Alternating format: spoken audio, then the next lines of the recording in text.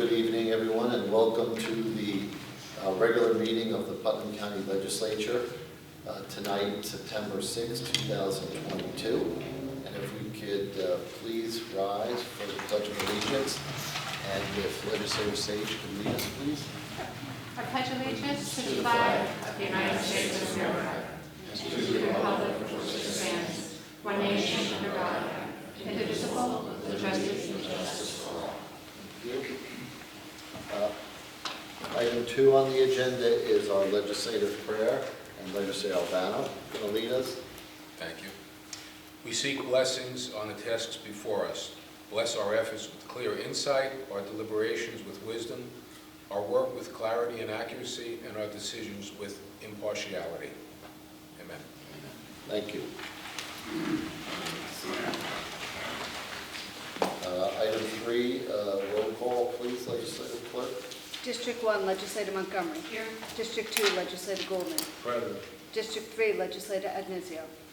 District 4, Legislator Nasarino. District 5, Legislator Albano. Present. District 6, Legislator Yonke. Present. District 7, Legislator Castellano. Present. District 8, Legislator Sage. Present. District 9, Chairman Sullivan. Present. Next on the agenda is we have several proclamations tonight.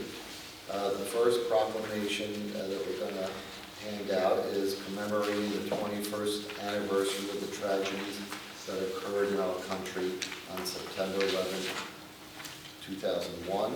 And Legislator Sage is going to present that proclamation. Thank you.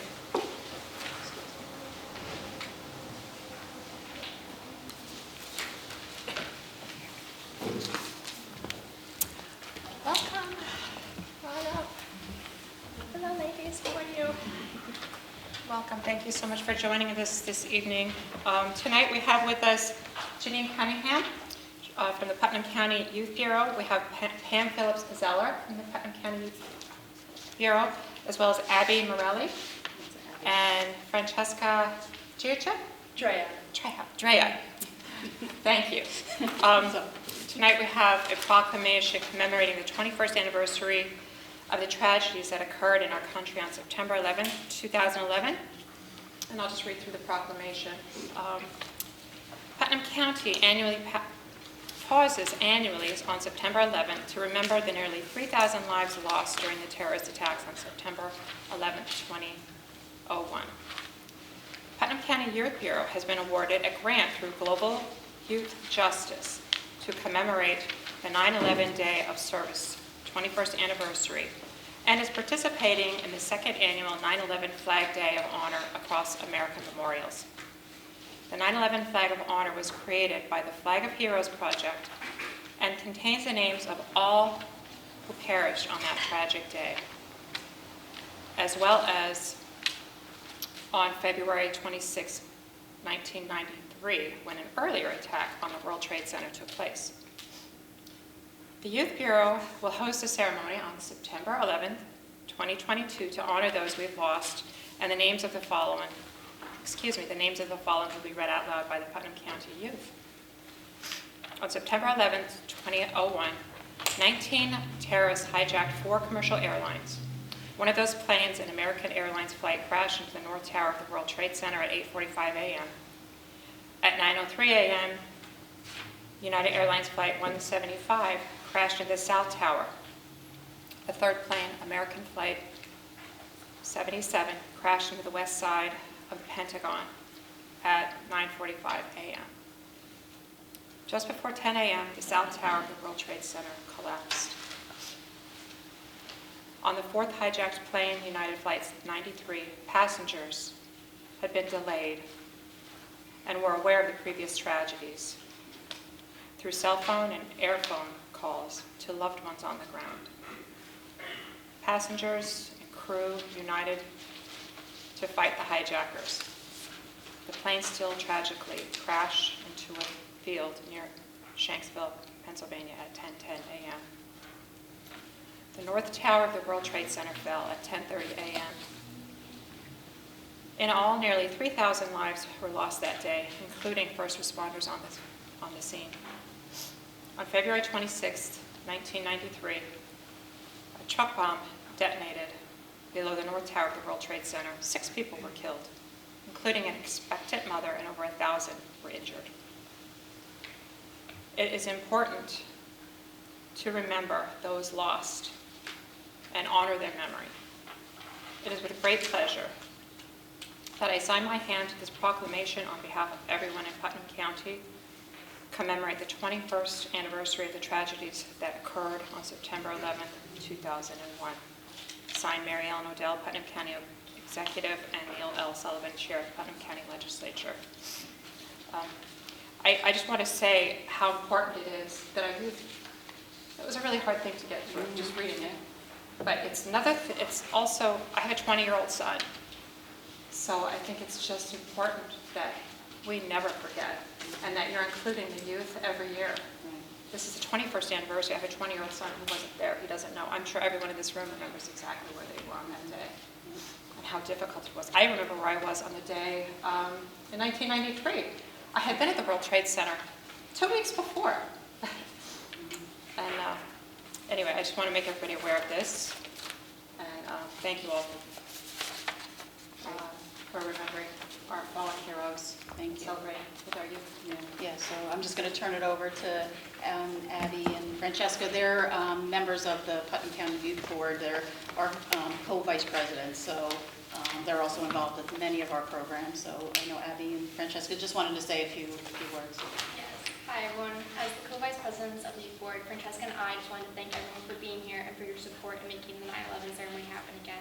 And we also wanted to specifically thank the county executive and the county legislators in supporting the youth borough programs throughout the years.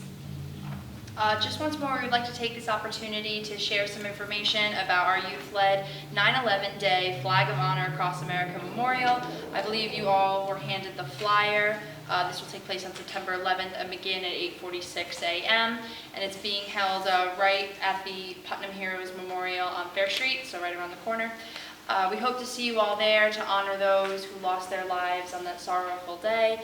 And if you could, on the back of said flyer, there's a list of goods that could be donated to United for the Troops. So if you have any sort of item on this list that you would like to donate, please do. It'll be sent to our troops overseas. I know they greatly appreciate these care packages, so if you would like to take that into consideration, thank you again for your continued support of youth in this county and this great honor.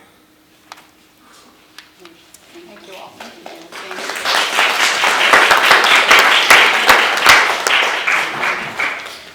Thank you very much. Next is a proclamation for National Recovery Month. It's going to be presented by Legislator Young.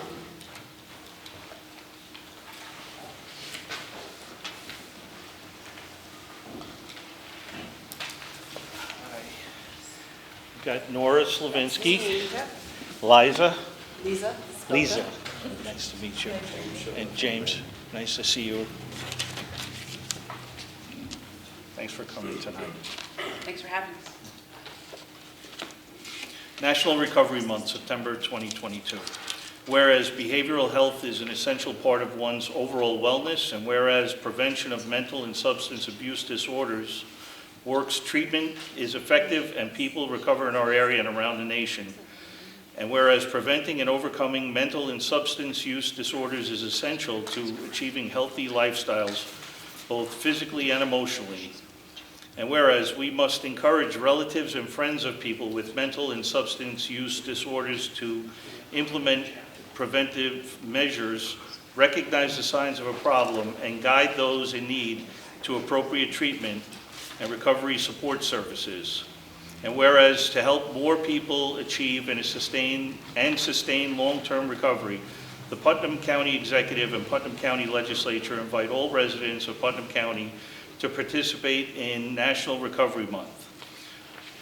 Now therefore be it resolved that the Putnam County Executive and Putnam County Legislature do hereby proclaim September 2022 as National Recovery Month, and together with the Prevention Council of Putnam and the Putnam County Communities That Care Coalition, encourage all Putnam County residents to observe this month with appropriate programs, activities, and ceremonies to support this year's Recovery Month.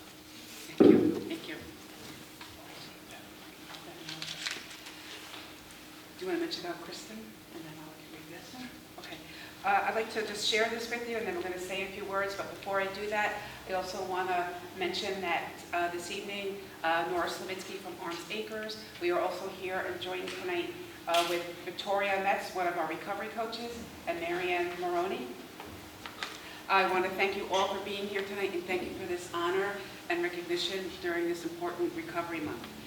Recovery is a day-to-day journey that takes hard work and dedication on a daily basis.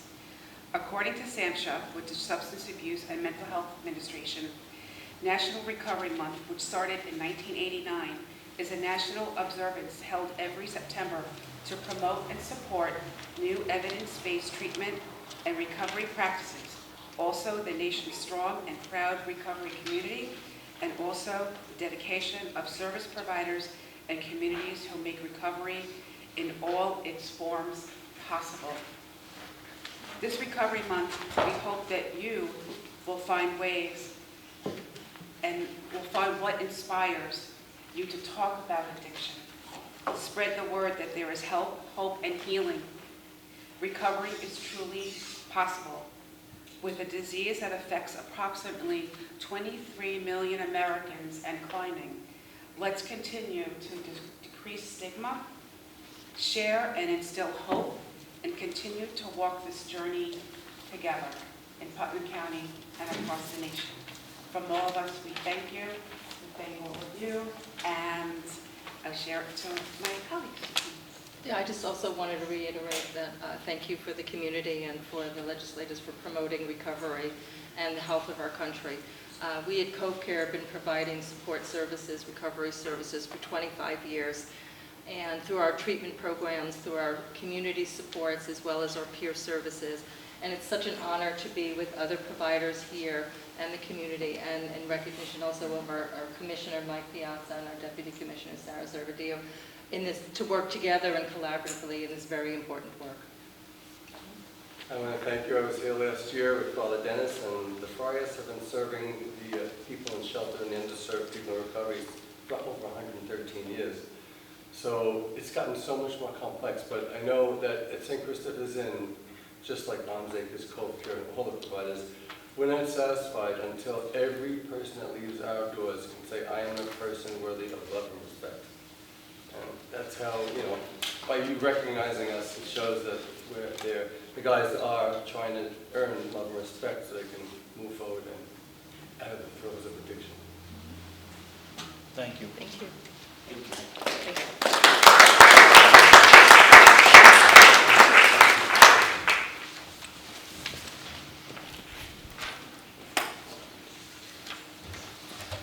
The next proclamation is recognizing Sheriff's Week in New York State, which is September 18th through the 24th of this month.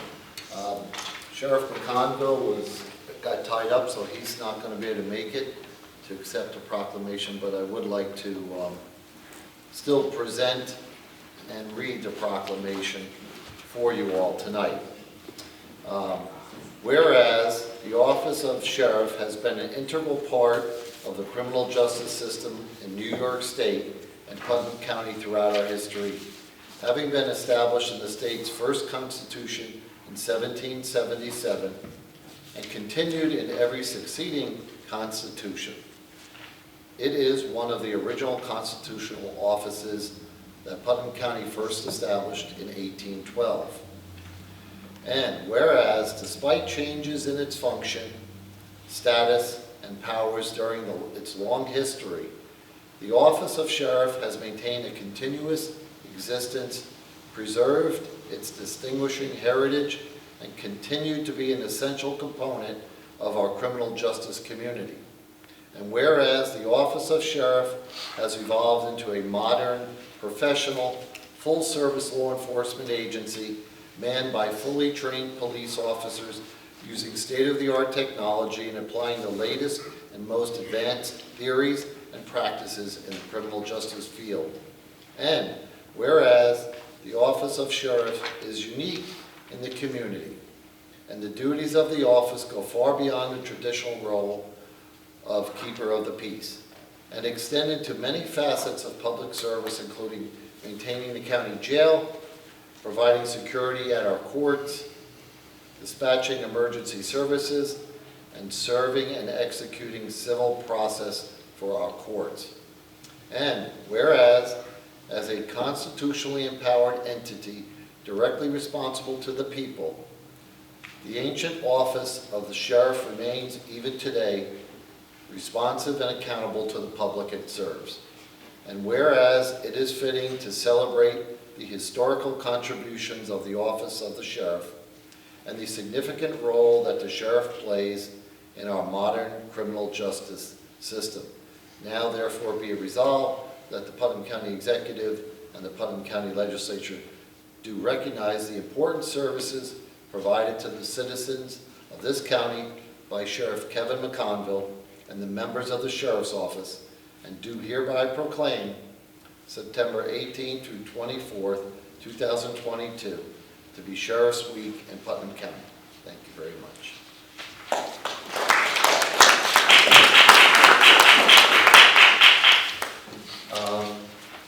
We have one more proclamation, and that is United States Constitution Week, which is going to be presented by Legislator Castellano. Thank you.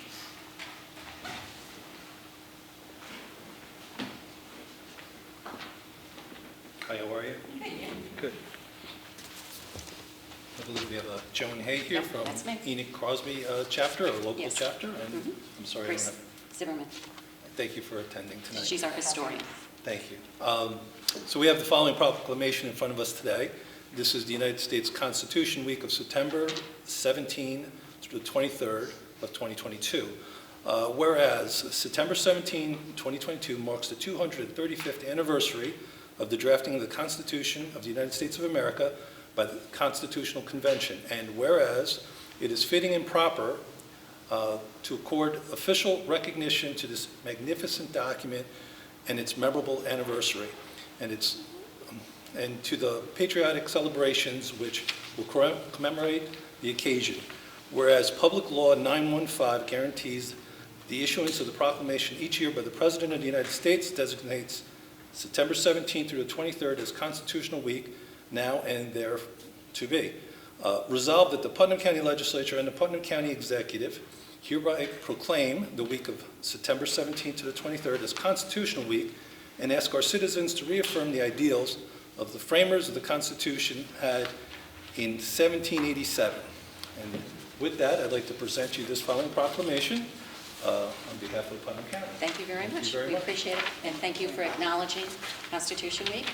And we have some bookmarks for anybody that would like some. That's fantastic. Okay, and it's the preamble to the Constitution. Thank Okay. you very much. Thank you. We'll be having displays in our, some of the regional libraries here will have books about the Constitution, as well as bookmarks as well. And again, we thank you and everybody here. I can't think of a more fitting place than to be in this courthouse with our founding fathers, looking over our shoulder, and so thank you very much. Thank We're you. honored. Thank you. Thank you. Thank you very much.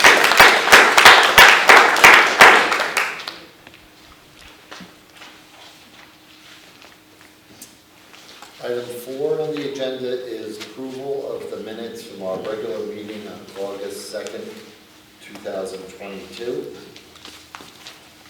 Item 5 is correspondence from our county auditor, and there is no correspondence tonight. Item 5 is our pre-filed resolutions, and first up is, I'm sorry. There actually is there is correspondence from the county auditor.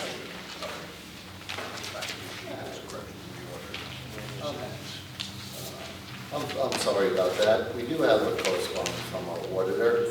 It's a refund of our tax report required by real property law, and we refunded $2,030.68 to a family in the school district of Carmel. And that's all we have. Thank you. Sorry about that. Next, I'd like to turn it over to the chairman of our Personnel Committee, Legislator Yonke. Thank you, Chairman Sullivan. On behalf of legislators Advisio, Nasrino, and myself, I'd like to move forward with item 6A, which is the approval of a budgetary amendment DSS, it's a new full-time caseworker utilizing ELC school reopening program grant funding in the health department. It's in the amount of $47,710 with zero fiscal impact. Is there any discussion or questions? All in favor? Aye. Item 6B is the approval of a fund transfer. It's for the Office of Senior Resources. It's a pay differential for a cook in the personnel line. It's in the amount of $5,000 with zero fiscal impact. Any discussion or questions? All in favor? Aye. Aye. Next is our Rules, Enactments, and Intergovernmental Relations Committee. And tonight, Legislator Sage, who is on the committee, is going to handle that item. Thank you, Chairman. On behalf of legislators Adenizio and Nassareno, I'd like to bring forward item number 6C, the approval of the formation of appointments and reappointments to the commission.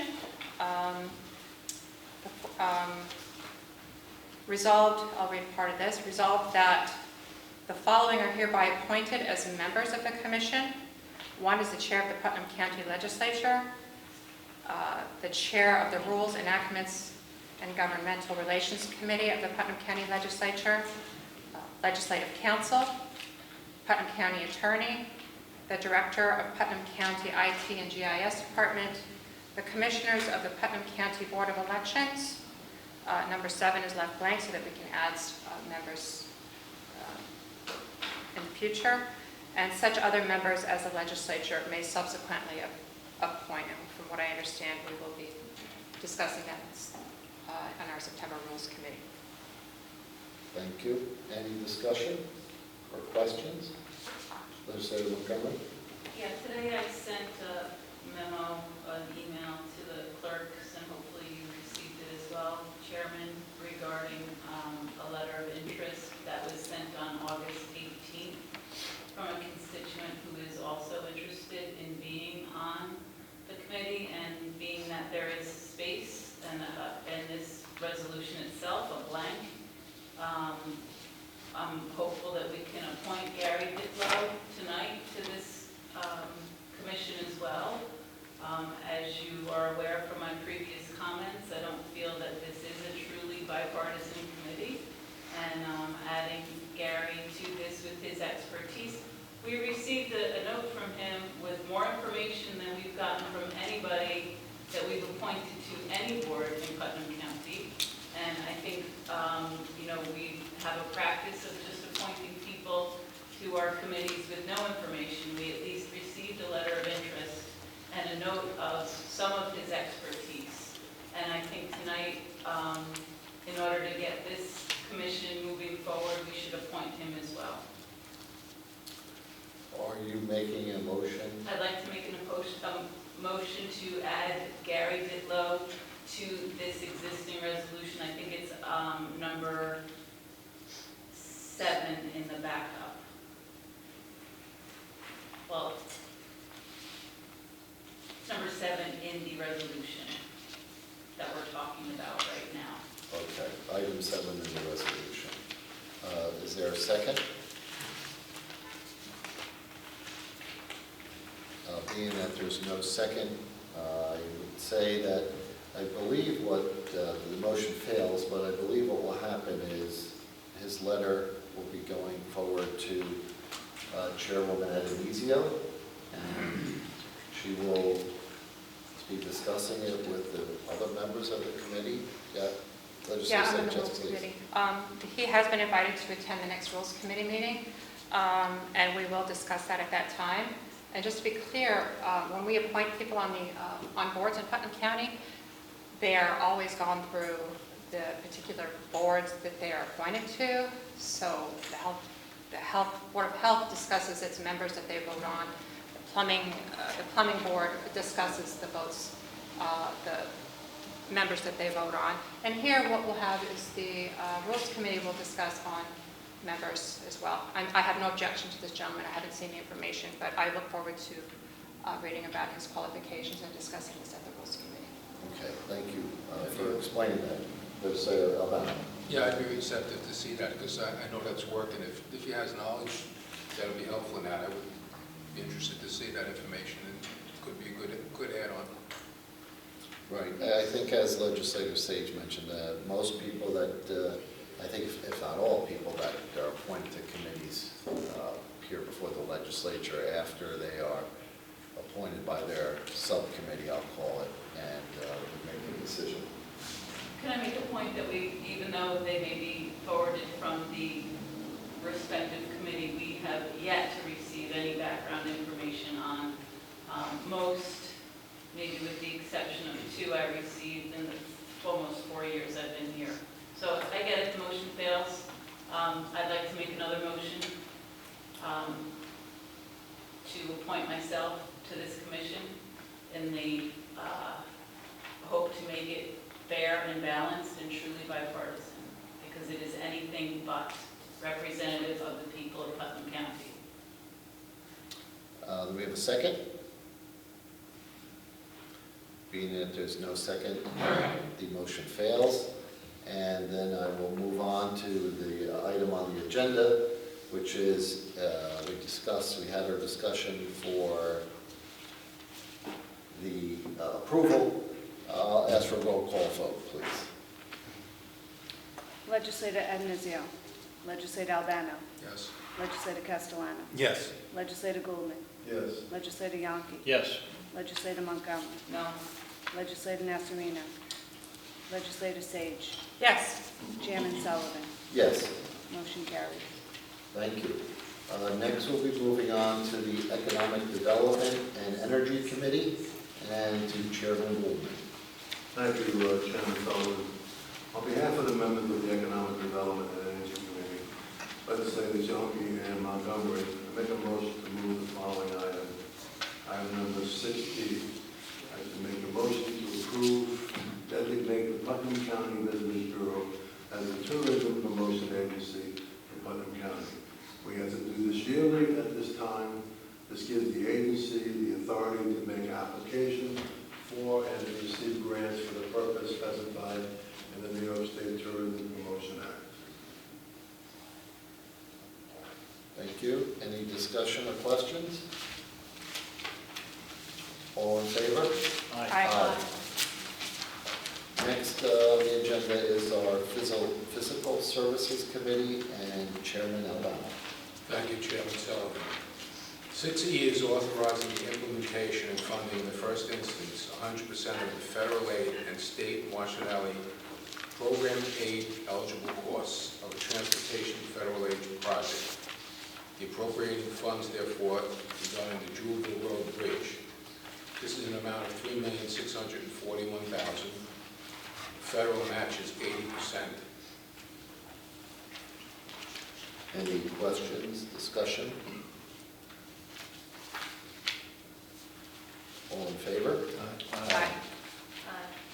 I'd like to move 6F, authorizing the implementation and funding in the first instance 100% of the state aid and/or bridge New York eligible costs of a state aid and/or bridge New York transportation project. Appropriating funds, therefore, this is regarding Peekskill Howell Road. This is a culvert, okay, and it's $1,171,801. I'd like to make a motion to accept the additional from Commissioner Anna regarding this. We have a second? Second. Roll call vote? Legislator Adnizio. Legislator Albano. Yes. Legislator Castellano. Yes. Legislator Goldman. Yes. Legislator Yonke. Yes. Legislator Montgomery. Yes. Legislator Nasarino. Legislator Sage. Yes. Chairman Sullivan. Yes. Motion carries. I'll just read Commissioner Penna's memo. Putnam County has been fortunate to apply for and be awarded up to $1 million towards the replacement of a culvert 21-6 on Peekskill Howell Road, CR 21.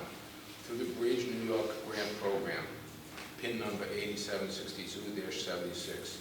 The award was due to the strength of the application the severe condition of the culvert, and the impact nature of its location.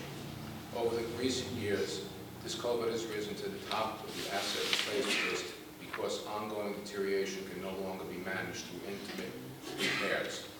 The replacement of the culvert is a priority in order to avoid potential emergency closures of the culvert and roadway. While the replacement of the culvert number 21-6 is a priority, the historic nature of the area and the current construction along Peekskill Hollow Road are being carefully considered. Both preliminary design and final design will be carefully consider the historic nature of the area immediately around the culvert during the secret and design process respectively. And despite current delays, the construction of Peekskill Hollow Road Rehabilitation Project will be completed prior to the start of culvert 21-6 replacement. I did speak to Commissioner Penna today, and he said that is a priority, that we complete certain things, but the idea here is to have this funding in place so that they can get a jump on planning and what has to be done. This may be a year or two out. Any other Thank you, legislative Chairman. movement? Thank you, Chairman. I think it might be more than a year or two out. This project's in my district. Currently, the residents of Putnam Valley are very distressed over the lack of progress on the work that's currently being done on Peekskill Hollow Road. It's actually a disgrace what's going on there. I'm in favor of accepting grant money. It's always good to get money from the federal government instead of having local taxpayers paying for it. This project has given me many concerns, and I have many issues with this specific project. Peekskill Hollow Road is a historic road, and before any work can be done, it has to go through the New York State Historical Registry.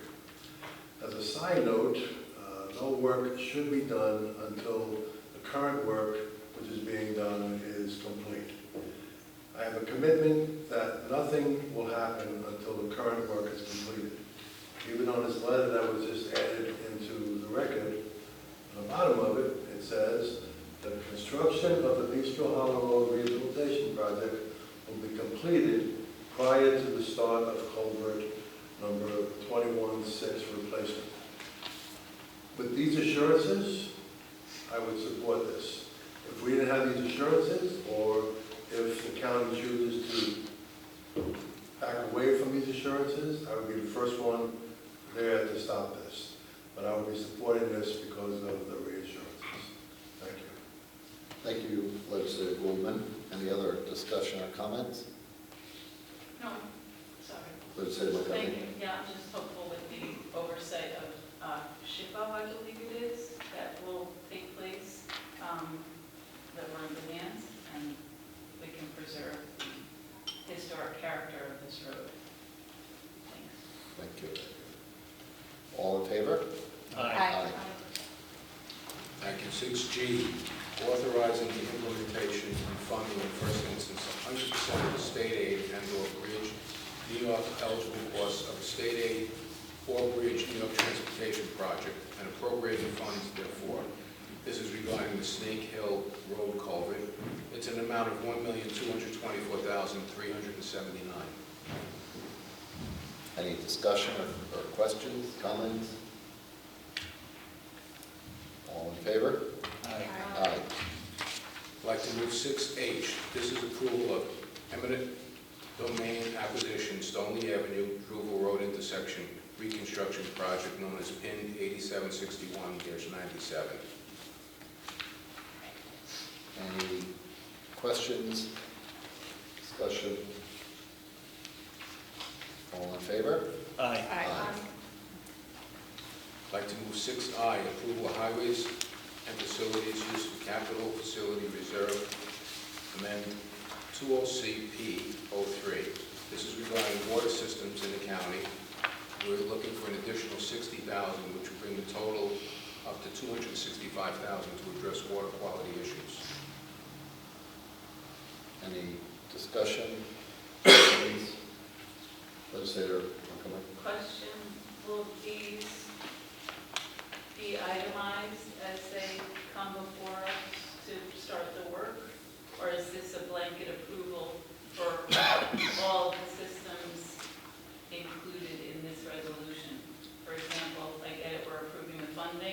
which now we're at double what we originally approved in 2020. I don't know how that happens, but we have several water systems here. I particularly like to see things itemized out because different items serve different purposes. Some of them are essential, like the water system at the Putnam Valley Senior Center, design and upgrade. And then it goes on to generalize all of our water and treatment systems countywide, not to exceed $135,000. And I believe now we're talking about approval of system and installation at the Putnam County Golf Course. That's a very different purpose served than the Putnam Valley Senior Center or the William Kohler Senior Center. So what I'm asking basically is, are these going to be itemized out before we actually issue the check for these projects, or this is it? I believe it's a blanket approval. When they looked at the water quality at all of our facilities, they put together what they thought was a reasonable estimate now to bring it up to date. From 2020, everything in the world has gone up even more, and I'm sure they've identified more issues in different facilities. Water quality is a priority. I could ask for more detailed information for this, just so that you'd have it, but I believe this is a blanket of everything that they think they have to address in all of our buildings for the public. Okay, through the chair. Yes. As I mentioned in the Capital Projects Committee meeting just last week, there's no progress update as to what has been spent, what's been completed, what's been spent on the projects that we approved in 2020, and just a blanket resolution before us. That practice just seems so bizarre to me. There's never any detail in any of this. It's just approved hundreds of thousands of dollars with these resolutions that seem to just lump everything together, and they're very different types of projects. So I know water quality is important for all of our facilities. I will be supporting this. It's just a bizarre practice, and I hope after 4 years of asking for more detail in these things, we can somehow someday get it. Okay, I could say that Highways and Facilities, the task to take care of this for us, so we leave it up to them. The information that you're asking for, I'm sure is easily available, and I'll get it. So you can take a look exactly what they purchased. Well, what's been completed? Where's the progress report on this? We allocated this funding 2 years ago. Some of it's been completed, I don't have that in front of me, but they gave us a total number, and again, that information's available. Well, I appreciate it. Thank you for offering to get it for me. Sure. Okay, thank you. Therefore, all in favor? Aye. Thank you. I'd like to move 6J, approval of highways and facilities use of capital facility reserve, amend 21 CP 05. This is generator repairs. It's in an amount of $120,000. Any discussion, questions? Again, thank you, Chairman. Again, this is another resolution we have before us that lumps in several projects into one. This one, where the price has doubled in just under a year, and this is for improvements, fixes to generators in the senior center in Putnam Valley, which is not much needed, in the Putnam County wastewater treatment plant, the William Kohler Senior Center, and the golf course. These are all very different issues in our county, and the needs in a time of recession and inflation. I think they deserve to be itemized out. We deserve a progress report. We approved this in 2021. Now we're approving double what we asked for. So I would just, again, like some more detail. Thanks. With all of these projects, there's an initial estimate of what we think we have to do, and then once it's investigated, we come up with a tighter number than what was originally anticipated. So at this point, it's an extra $60,000 they're asking for generators, again, in all our facilities. In light of the storms we've had and different things that have come up in the past years with the weather, I think it's important to have all our generators operating properly. And again, that information is available, I can get it for you. Can we use the golf course as a shelter? That we have a generator there? I can get that answer, but I would imagine so, it's another building, so. But we can find out. Thank you. Thank you. Any other comments or questions? All in favor? Aye. 6K is an approval of highways and facilities used for capital facility reserve, 22CP02, power monitoring and conditioning. This is where we've noticed some peaks in the power, and we're not aware if it's the utility company or if there's a problem with our electrical. This will help identify what problems there are and come up with a solution or figure out who's responsible. It's in the amount of $40,000. Any questions, comments, discussion? All in favor? Aye. 6L is an approval to offer a certain piece of county property for continuous fire pursuant to Chapter 31 of Putnam County Code. This is a piece of property that's not buildable. A neighbor has expressed interest in it, and so we transfer this to that particular person, and we'll be back on the tax rolls. Any comments, questions, discussion? All in favor? Aye. I'd like to move 6M, authorizing the lease of room 1 for Putnam County Veterans Residence. This is the same as all of our leases, which begin on August 1st, 22, and end on July 31st, 2023. This is a new resident. Any comments, questions, discussion? All in favor? Aye. I'd like to move 6N, approval of Putnam County Veterans Residence Lease Agreement Renewals. This is standard lease renewal for all of the existing tenants that we have in the veterans residence. Any comments, questions, discussion? Legislator Castellano. Just a quick comment. I mean, this is such a benefit to the residents of Putnam County to have this building in our county, and I'm really thankful to see this always every year that we put in some residents, some veterans that have served our nation, and give them a proper home right here in Putnam County. And the people that operate this building do a tremendous job. I'd just like to thank them. Thank you. Anyone else? Legislator Sage. I've toured this facility. These are veterans who would have otherwise been homeless. And, there's one veteran there who's living in their car. So I think it's a great thing that Putnam County, we house and take care of our veterans who are homeless. So I think it's a great building. It's a great thing to support. Thank you. Anyone else? All in favor? Aye. Aye. I'd like to move 6O. This is an approval of appointments and reappointment of Putnam County Soil and Water Conservation District Board. This is Brian Bergen in the town of Putnam Valley. He's a former representative to fill a 3-year term.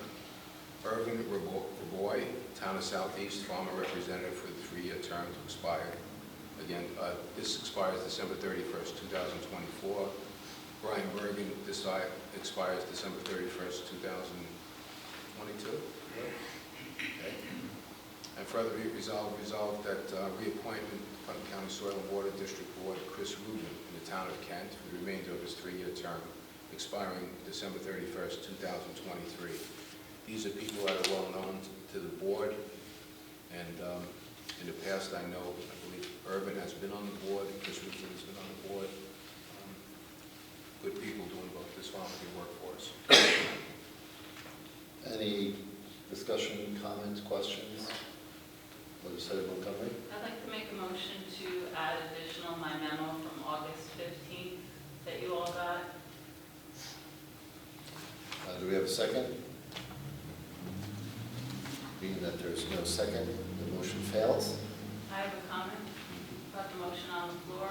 I made my August 15th memo to the legislature, and the chairman was,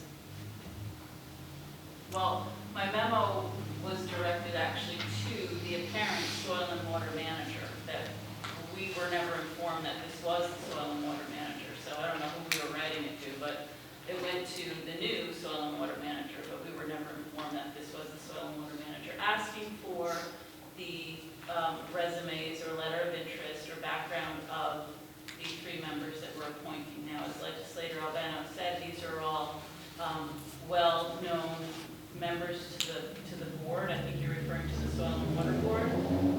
They're not well-known to the legislature. The legislature could change, every 3 years. So I think it's important to have information on who we're appointing to these boards. I did write a memo on August 15th. It was ignored. As far as the democratic process for the Soil and Water Board forwarding the recommendation to us, there was no vote by the Soil and Water Board. It's just they're told we're going to reappoint these 3 members. So I think for the sake of democracy and transparency and minute-taking, we should have this information. It should be a process done by the Soil and Water Board, forwarded to the legislature, and it's not done. So my request was ignored. Information about these 3 individuals that we're appointing, who are going to be in charge of protecting the soil and water and doing community outreach programs in regard to environmental issues, is not known. And as you'll see in the next agenda item, how important this is to have known who we're appointing to these boards. Thank you. Thank you. Any Legislator Yonke? I don't understand why we don't get these resumes. Why is there a resistance to turning over the resumes? I am familiar with 2 out of the 3 people that are in the resolution. But I do agree with Legislator Montgomery. We should have this information. If it's redundant to some, it's redundant to some. But it may be new to others. I just don't understand why there's a resistance to give us this information. That being said, this will be the last appointment that I vote yes on without resumes. Thank you. Legislator Sage? I did speak with the interim director of Soil and Water, and I asked him physically for the resumes. I am familiar with the people on this board. I know that they're highly recommended because I am on the Soil and Water Board, but I do understand the legislature's need for that. I did ask him for that. I would be voting in favor of it since I'm familiar with these people, but I certainly understand everyone's reservation. I can get those subsequently, but unfortunately I can't get anything tonight because the interim director was out of town. Okay, thank you. Anyone else? Legislator Montgomery? Thanks. I'd just like to point out and understand this request went in August 15th to the apparent interim director, and it was CC'd to the county executive. And like most of my memos requesting information, it was ignored. Not by me. Well, you got the memo as well. Yeah, on yeah. August 15th, and you're on the Soil and Water Board. And that's why I brought it up to the Soil and Water Board and talked to them about it. Okay, thank you. I didn't get a response from you. Yeah. Okay. Therefore, no further discussion. All in favor? Aye. Aye. Can you call for a vote, please? Sure. We have a roll call vote, please. Legislator Adnezio. Legislator Albano. Yes. Legislator Castellano. Yes. Legislator Goldman. Yes. Legislator Yonke. Yes. Legislator Montgomery. No disrespect to the members, I'm voting no, because I don't know who they are, so what they do. Legislator Nasarino. Legislator Sage. Yes. Chairman Sullivan. Yes. Motion carries. 6B is an approval request at Governor Veto A6652/S4162, which makes changes to the New York State Environmental Conservation Law, Article 15. Thank you. Any discussion? Legislator Sage? Yeah, thank you, Chairman Sullivan. There is nothing more important than clean water and clean air. I think that's the whole purpose of this resolution. Here in Putnam County, we are blessed with an abundance of natural beauty, streams and lakes. And that's what we're here to discuss. And I'm happy that we can have this discussion locally where it can have the most impact, and we can hear from those who are most affected. I'd like to thank everyone for their passion and interest in protecting our natural resources, and that is precisely what our soil and water conservation districts across the state of New York are tasked to do. There are 58 soil and water conservation districts across the state of New York. These districts are created to provide programs and services to conserve, enhance, and protect soil and water resources across the state. Our soil and water conservation district, although in flux at this time, is no different, and our primary goal is to protect our soil and water locally and serve as a resource to our community, businesses, and municipalities. I serve on the Soil and Water Conservation Board as legislative liaison along with legislator Albano. I've done extensive research on the impact of this legislation and had lengthy discussions with our Soil and Water Board.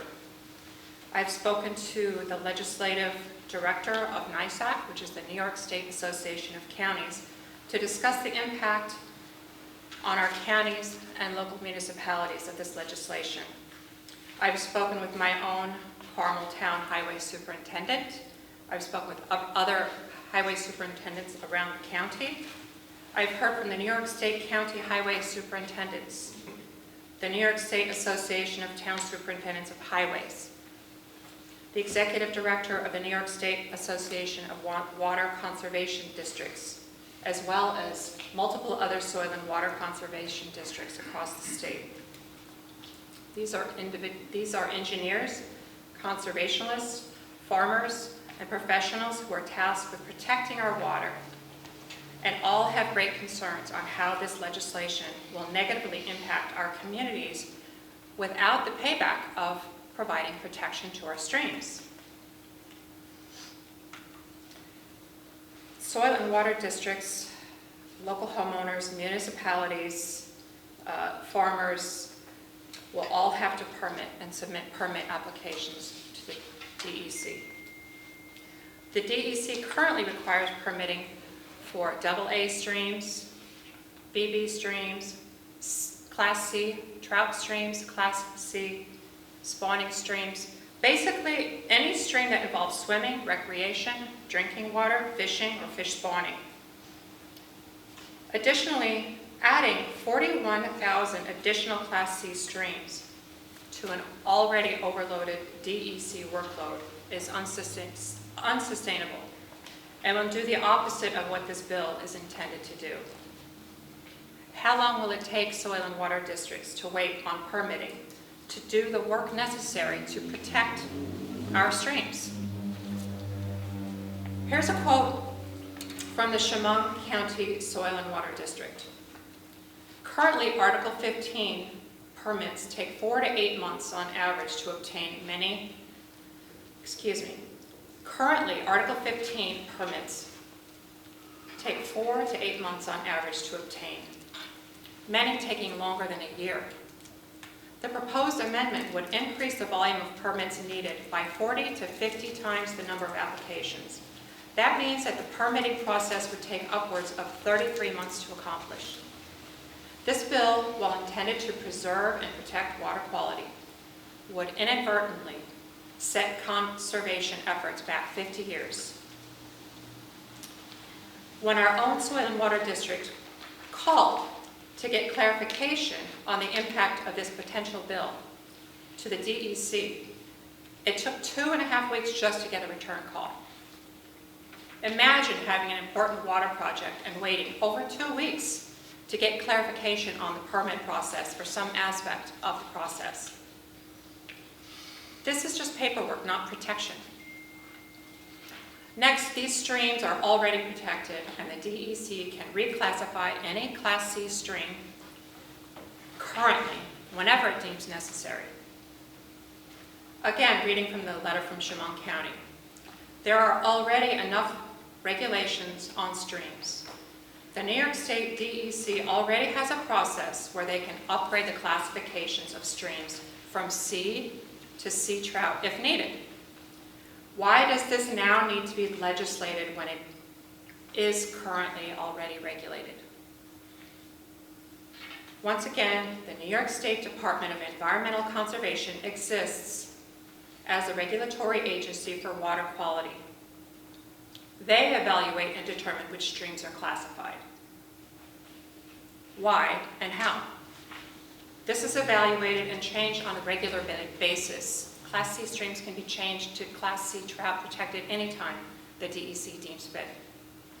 The intention of this bill is to protect perceived unprotected streams in New York State. However, there already exists a process in which all of these streams are already protected. Another point the Soil and Water Conservation Districts made is, does the permit process change anything to the project or achieve a different practice or outcome?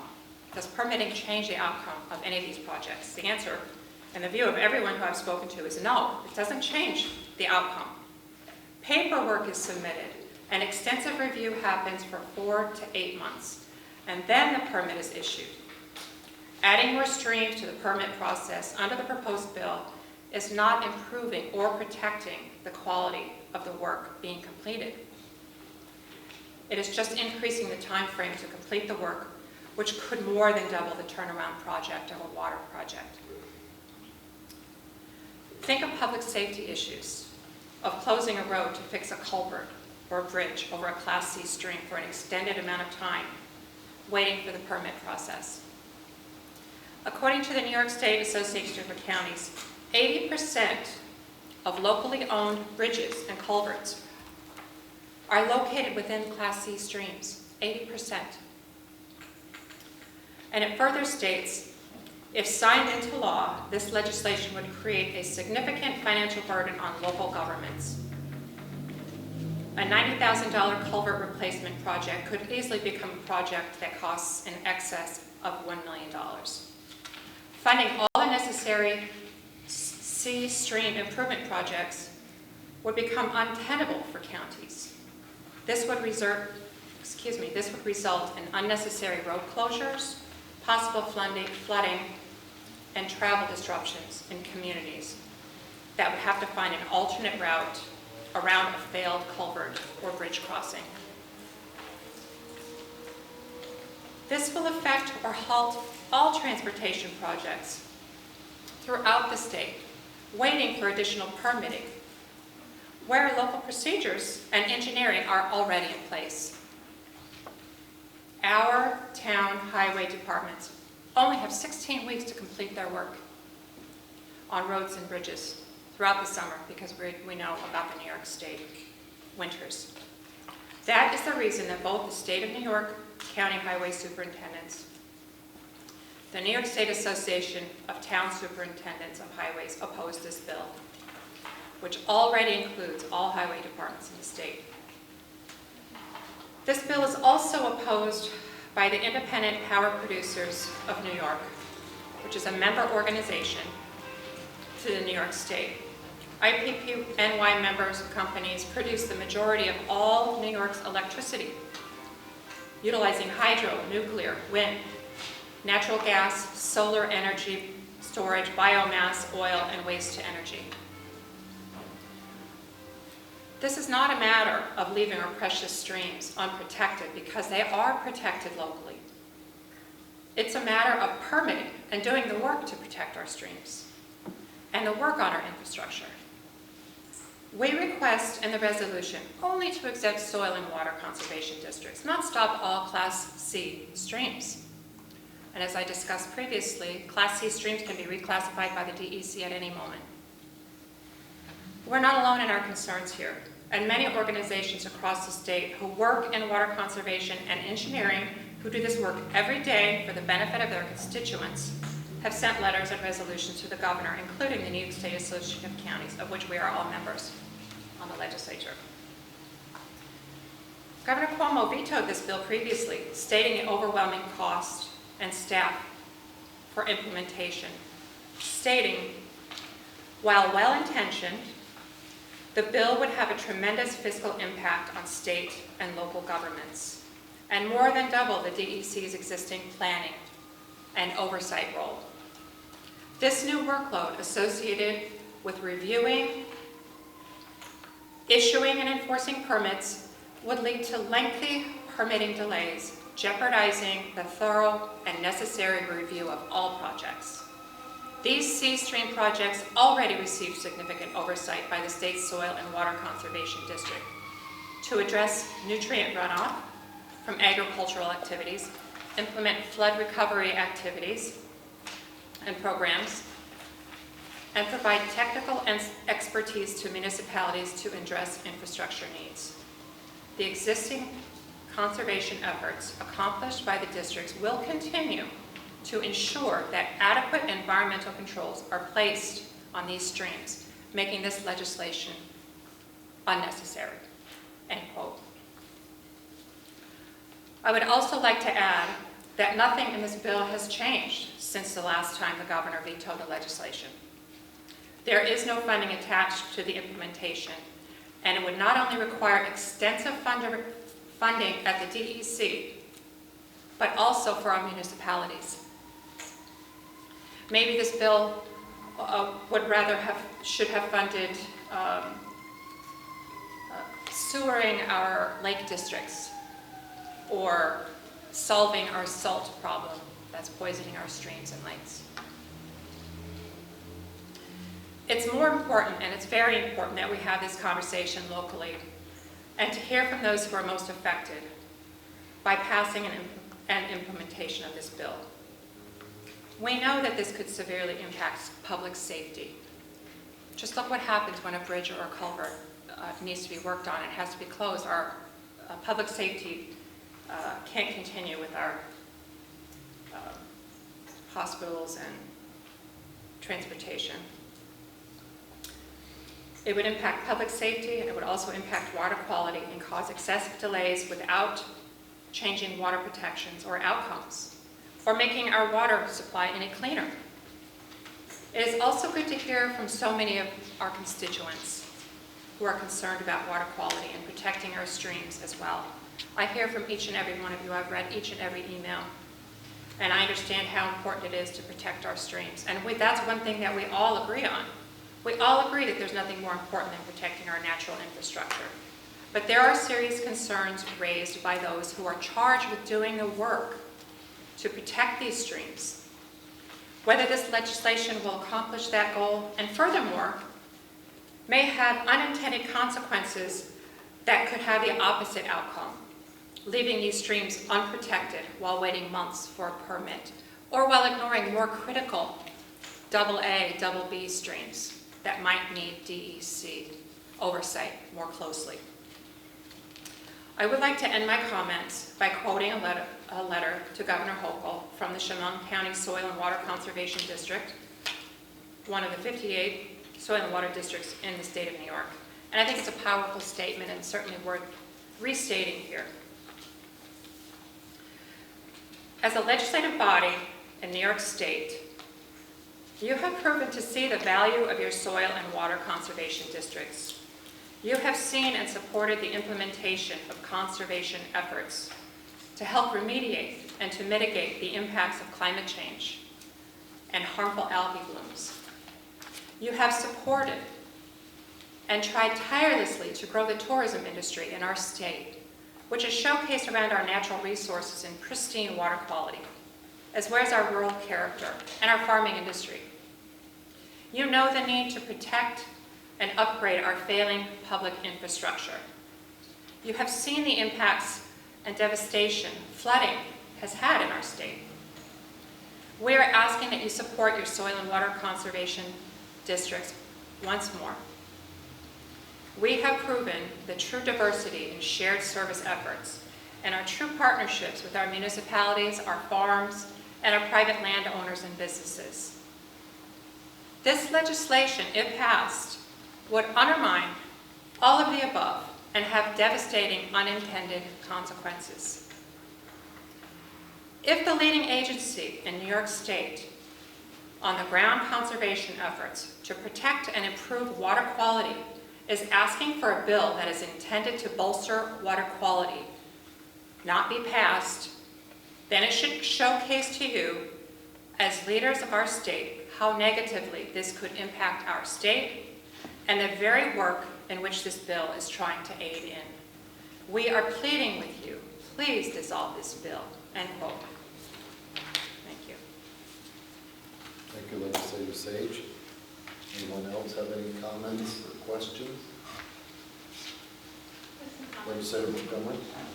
I too did my best to do my research on this, more so than anything in a long time, and I'm trying to protect the water for the people and the generations of our children to come.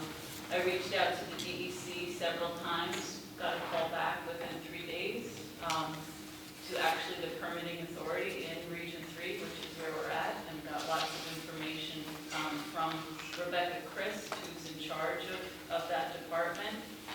So to the point of Legislator Sage's claim that they don't respond, that's not been my experience. I think this bill is reasonable and necessary. You can't just look at today, look at 20, 50 years down the road. The actions we take now will protect our future. The information the Physical Services Committee presented in the backup is misleading. There's nothing from the other side, despite my requests to include the letters, not only from the expert organizations who sent memorandums regarding this, but the close to, I think, I don't know if Clerk Schoenfeld has the count, but maybe 100 letters from constituents. So, I mean, I could toss all these notes out the door and say, listen, we should listen to our constituents, this is what they want. They probably want us to spend our money on this more so like in the golf course or maybe some of the things we spend our money on. So that's misleading. There's no two sides to it in the backup material that you see. There's the perception as if the Soil and Water Board in Putnam County reached a consensus regarding the opposition of this bill, and that's just not true either. If you refer the July minutes of the Putnam County Soil and Water District, there's no reference to a vote being taken. These experts that we have on the Soil and Water Board were told that this bill is before the governor for her signature. It relates to the protection of Class C streams. This bill will give the DEC permitting authority. This is directly from the minutes.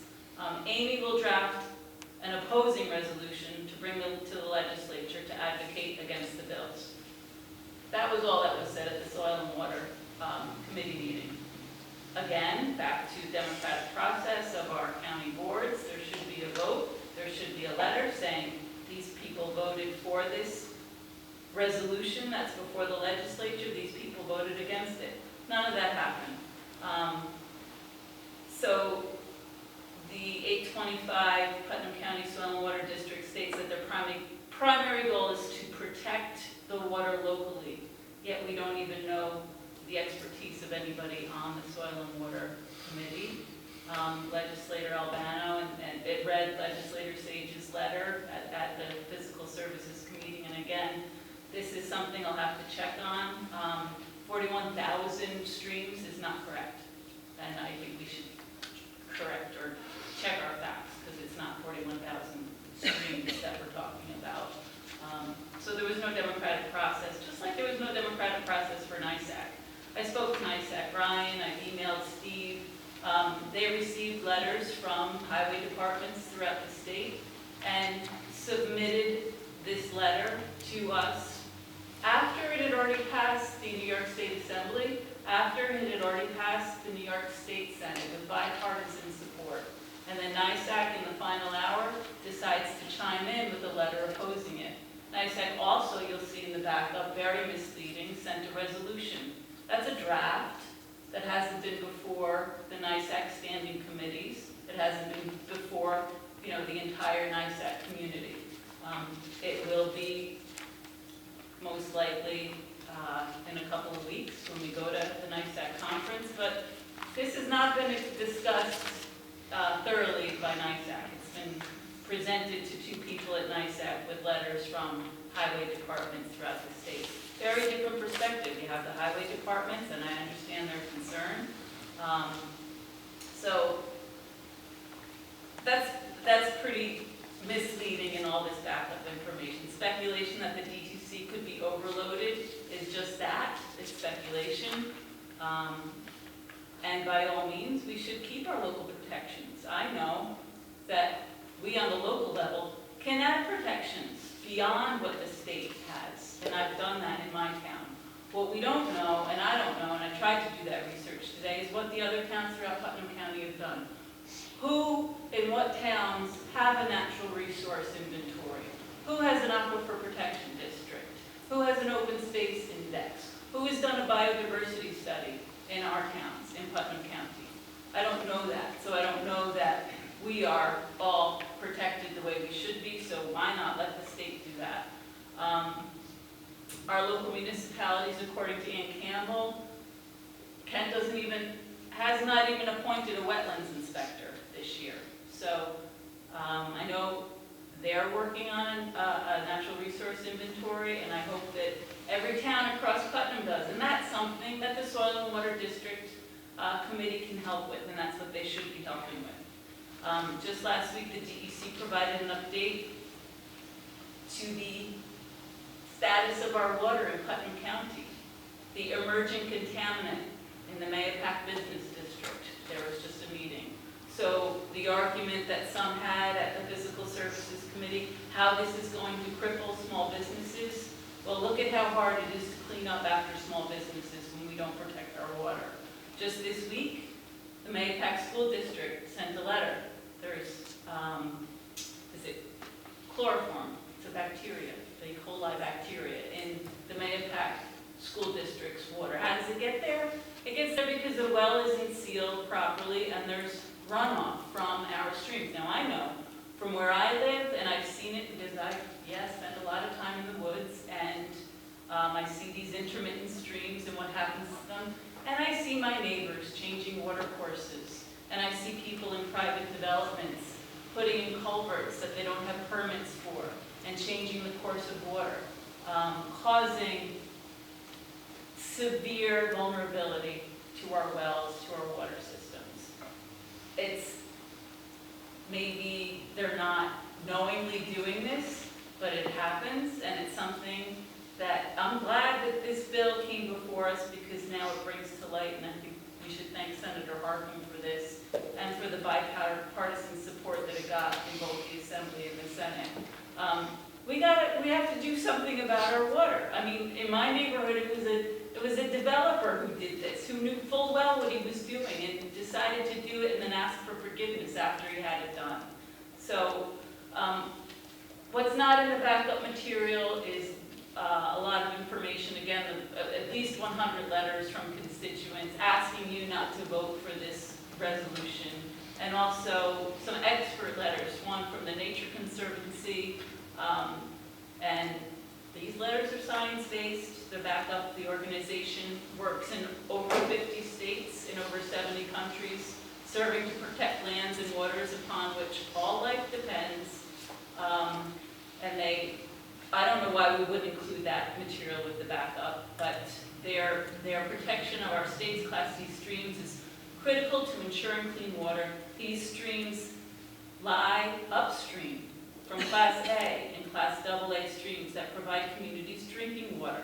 So I'd like to make note here of the several letters we received from our neighbors in Peekskill and the testimony from the Peekskill resident regarding a plea to please don't pass this resolution and let the governor sign this into law.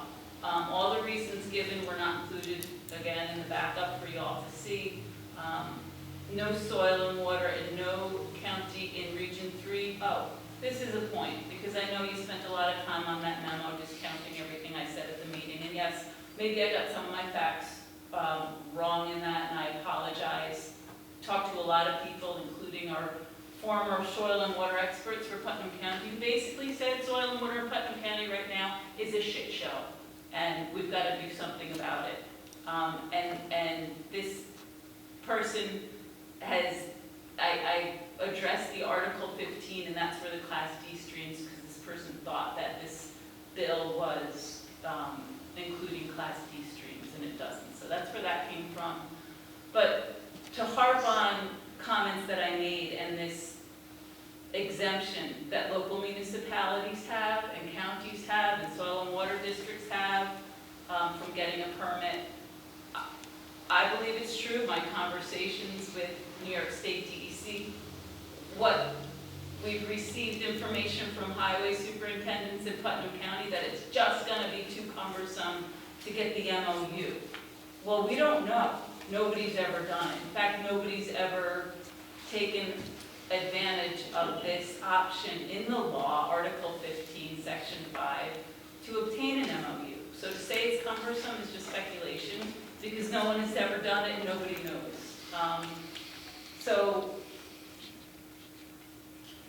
other organizations, expert organizations who have the science behind their data, such as the Adirondack Mountain Club, Riverkeeper. One important note is the Hudson River watershed, at least, I don't know, I wrote 450%, that's got to be a typo, of stream miles lack protection. So we have hundreds of miles, thousands actually, just in the upper Hudson and the lower Hudson, thousands of miles of watershed that lack stream protections. This is all due to, I don't know if you remember, the former administration pulled back our Clean Water Protection Act regulations. So we're really vulnerable. Those regulations were pulled back. All of those great protections we had for our water were somewhat obliterated by the previous administration, decreasing protections for New York State waterways. So, you know, all I can say is I'm inclined to listen to what the people want, and obviously the people have spoken, the people are louder. You know, I know this might add a layer of bureaucracy, a layer of protections. I don't think that's a bad thing. And I hope you'll vote against this resolution. Thank you. Thank you. Is there, anybody else have any comments or questions? Legislator Yonke? First of all, I am not opposed to clean water. The DEC who would handle these permits is understaffed and incapable of handling these permit applications. Most of the town of Southeast is already in the New York City watershed, is subject to DEP regulations, and as someone who's built a house in the town of Southeast, I understand how severe these regulations are. For the record, our Southeast Highway Superintendent, Mike Burdick, is opposed to this legislation. Peach Lake is in my district. They would be adversely impacted by this permitting process. We had a storm last night. We're lucky. I haven't heard too many reports about bridges or culverts or driveways being washed out. I'm sure there were some. I personally, on my road years ago, had a culvert, a bridge washed out. Thank God it took the highway department less than 2 months to repair it and replace it. But under the new regulation, it might take years to gain permission to replace the bridge. I read every one of those emails. I respect everyone who sent us an email. In none of the emails did I see a connection to Class C stream regulation with cleaner water. It's just more regulation, it's more paperwork, it's more people putting eyes on it, but we already have that. I believe in smaller government. I don't think we need the state to come in and review applications that they don't have the staff to review. We're adding another layer of government.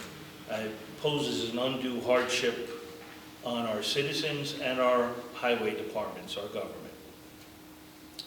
I heard a lot from Legislator Montgomery tonight. You talked about the Mahopac Business District. Contamination from a dry cleaner does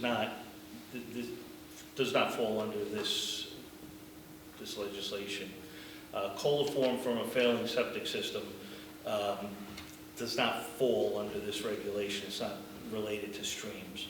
I'm disappointed at the physical service meeting that we were misled. We were told for facts that there were exemptions in place.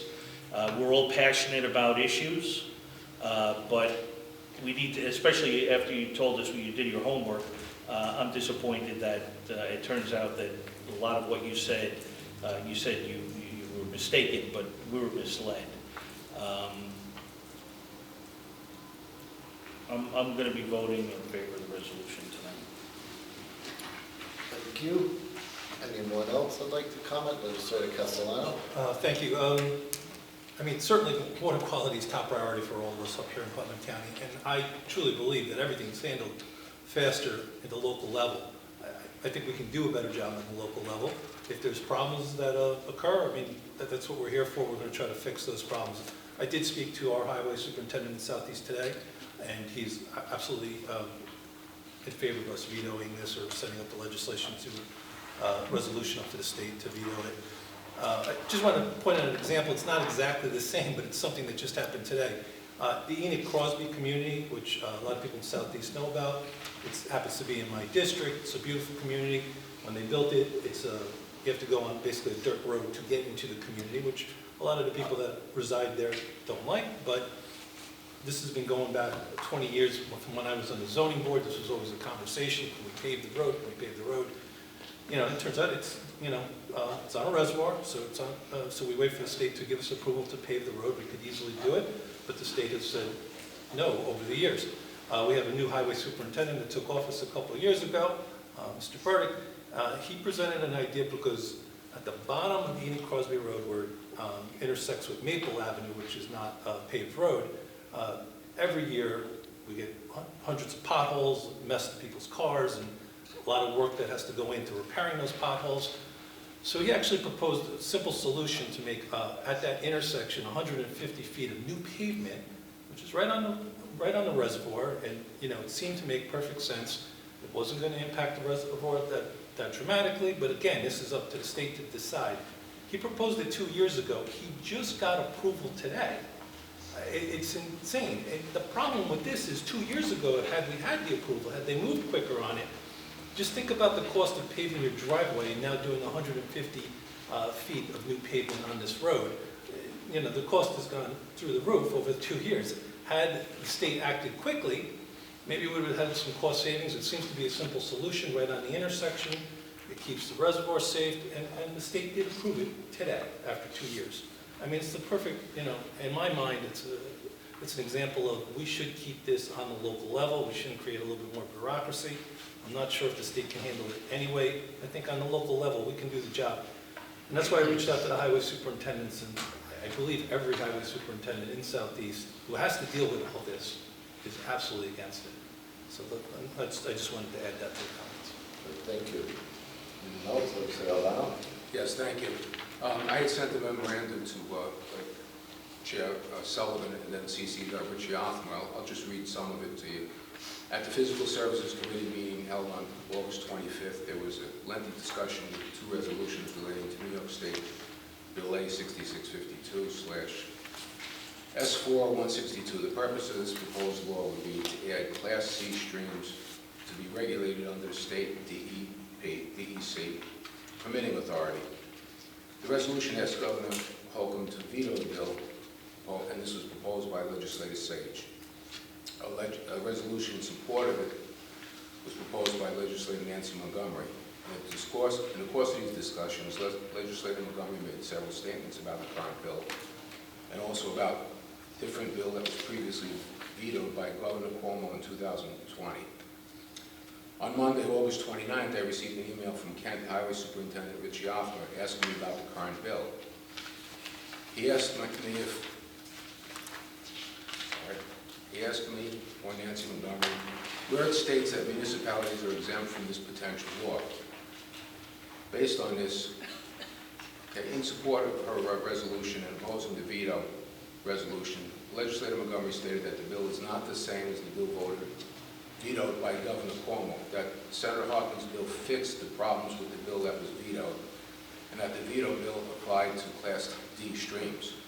While the new bill applies to Class C streams,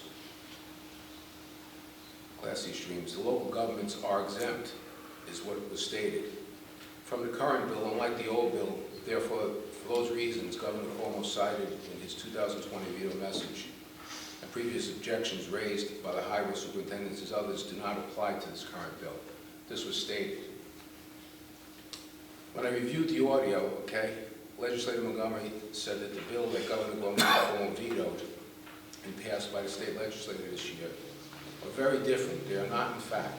They are identical to the very letter of the bill.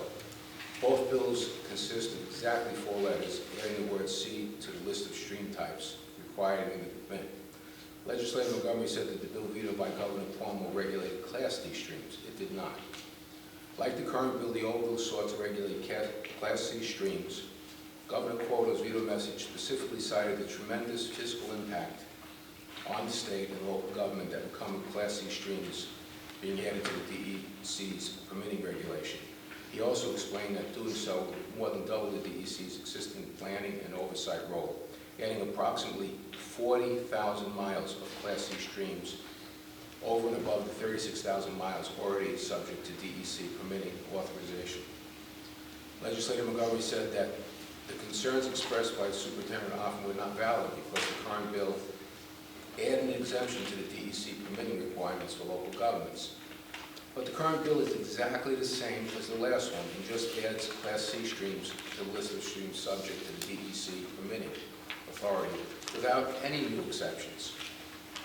During the physical services meeting, Legislator Montgomery read that she claimed that the new exemption for municipalities in the current, there isn't an exemption for municipalities in the current bill. She stated that the new law would not apply because, as she appeared to be reading, quote, no permit under this section shall be required of any local or public corporation. She then added to say that local governments and public corporations therefore would be exempt. This was extremely misleading because the quote Montgomery read was not taken from the bill. It was also taken out of the contents.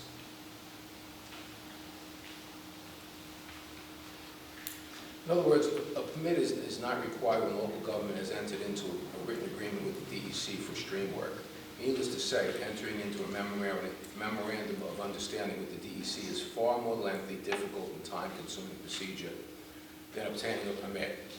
So there is no new or existing general exemption for the permitting for counties, towns, villages, as claimed by Legislator Montgomery. Given these many misrepresentations made to the public at the Physical Services Committee meeting, I thought it was important to correct the record. The question is not, do we want to protect our waterways? The question is, how do we do it? What is the best way to do it? How do we do it in the quickest possible manner? I know in the town of Carmel, which is the biggest town in Putnam, we have a local environmental board. I've been before them many times. They do a very, very good job, and they do pay attention to all the details. We also have the DEC regulating many of our waterways. There's many layers of government taking care of this right now. I would much prefer local government paying attention to this so that we can react to situations that need to be addressed immediately. Any other layer of government would just delay this, and I think it would be a big hindrance. And I did speak to several highway superintendents. Unanimously, no one was in favor of this. They all agreed that this was a big mistake and would cause a lot of problems. With that, I'd like to call for a vote. I have a comment. Sorry, Legislator Gordon hasn't spoken yet, so he's next. Thank you. Oh, sorry. You want to call for Call for a vote. But, yeah, but point of Well, everybody hasn't spoken yet. Correct. Right, Okay. so after legislator Goldman speaks, Yes. I have a comment. Yeah, no problem. Thank you. I'm very concerned about clean water. I get my well water tested every 2 years just to make sure that my family is safe. Water is a crucial asset for New Yorkers and everyone throughout the world. I actually believe that going forward, there will be rewards for water. That's how precious water is to everyone and for life in the world. I have a letter from a bipartisan town board of Putnam Valley, which I'd like to read, dated August 5th, 2022. Dear legislator Goldman, the town of Putnam Valley urges you and the county legislature to write a letter to Governor Hochul to veto the bill in front of her regarding the DEC imposing permits on Class C streams in New York State. The town of Putnam Valley has already regulated New York State DEC streams, A, B, C, and D, as well as 100 feet buffers from the edges of the streams. As regulated wetlands in Chapter 144 of our town code, thus the additional layer of government regulation is not required. Thank you for your assistance in this matter. It is greatly appreciated. It's signed by the supervisor of Putnam Valley, Jackie and Nobby, with the support of all the town members. Currently, DEC is unfunded and understaffed. In the future, I could support something like this, but now I cannot. I'll be voting to ask Governor Hochul to veto this bill. Thank you. Thank you. I have some comments too I'd like to make. Clearly, we all feel clean water is crucially important to everyone, whether it's in the county, the state, or the world. And we all want our water to be as clean as possible and support everyone who works to keep the water as clean as it is. But what you did here tonight, I think, is that we have clean water and we have a lot of people already involved in making sure that we have clean water. And no one is saying that we don't want clean water. And I am in complete agreement, of course, with that we need to keep our water as clean as possible. What we don't need is more regulation and more government oversight slowing everything down and prohibiting progress to happen in our county. And I think that's the main reason for a lot of people's feelings, but we all are on the same page that if we want clean water, we may not agree about all the different ways to do it, but we all want to have clean water. What I do have here, I've been asked to read a letter. Legislator Adonisio is not here tonight, but she received a letter from her highway superintendent, Richard Othner. She asked me to read it into the record.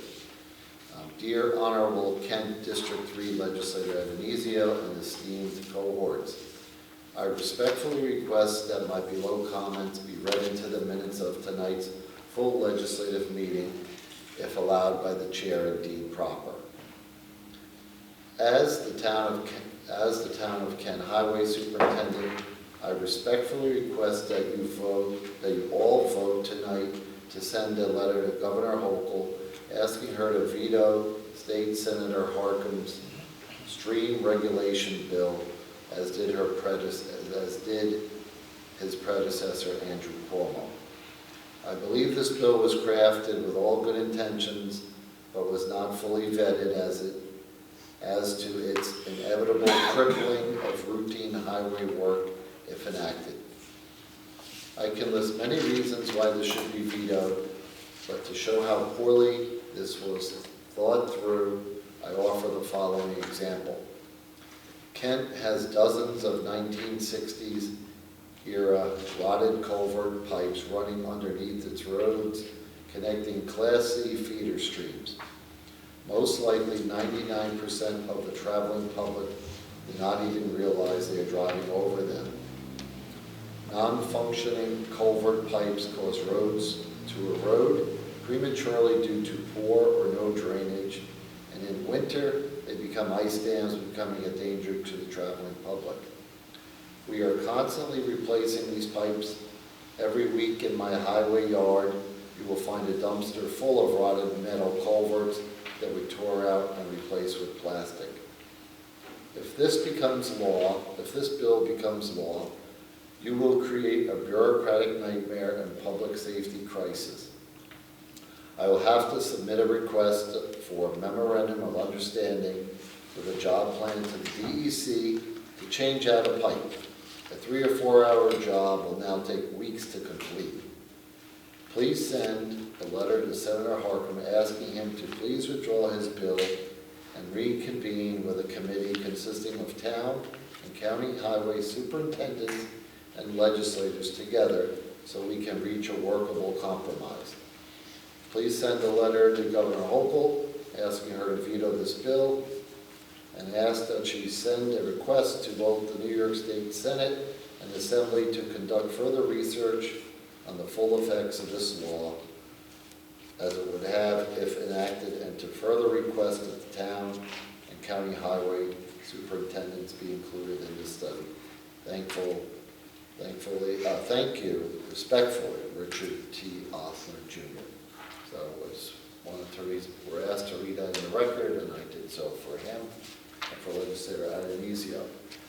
We have all made comments, and I'm sorry. I'd like to Yes, I'm respond sorry. to misleading comments about me. I'm sorry.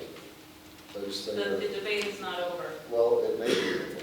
You got to call for a vote. Call for a vote. Do we have a second? Second. All in favor? Aye.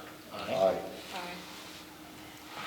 Next item. Chairman, so Yes, that vote was just on the motion to call the question. Right. And there immediately has to be a vote on the resolution. And are we going to have a democratic I'm sorry. process here and I'm call for sorry. no We votes have ever? roll call vote, please. Legislative clerk. Legislative clerk, can we have a roll call vote on this item in the agenda, please? Legislator Adonisio. Legislator Albano. Yes. Legislator Castellano. Yes. Legislator Gould. Yes. Legislator Yonke. Yes. Legislator Montgomery. No. Legislator Nasarino. Legislator Sage. Yes. Chairman Sullivan. Yes. Motion carries. Okay, next on the agenda is the Protective Services Committee, and Chairwoman Nasarino has asked me to fill in for her. So we're on item 6Q, which is an approval for a budgetary amendment for the Bureau of Emergency Services, a New York State Inoperable Communications Grant, in the amount of $1,047,678. Is there any discussion, questions, comments? All in favor? Aye. Aye. Item 6R is the approval for fund transfer for Sheriff's Department jail overtime in the amount of $29,065.50. Any discussion or comments or questions? All in favor? Aye. Thank you. Next on the agenda is the Special Personnel Committee, and I'll turn it over to Chairman Young.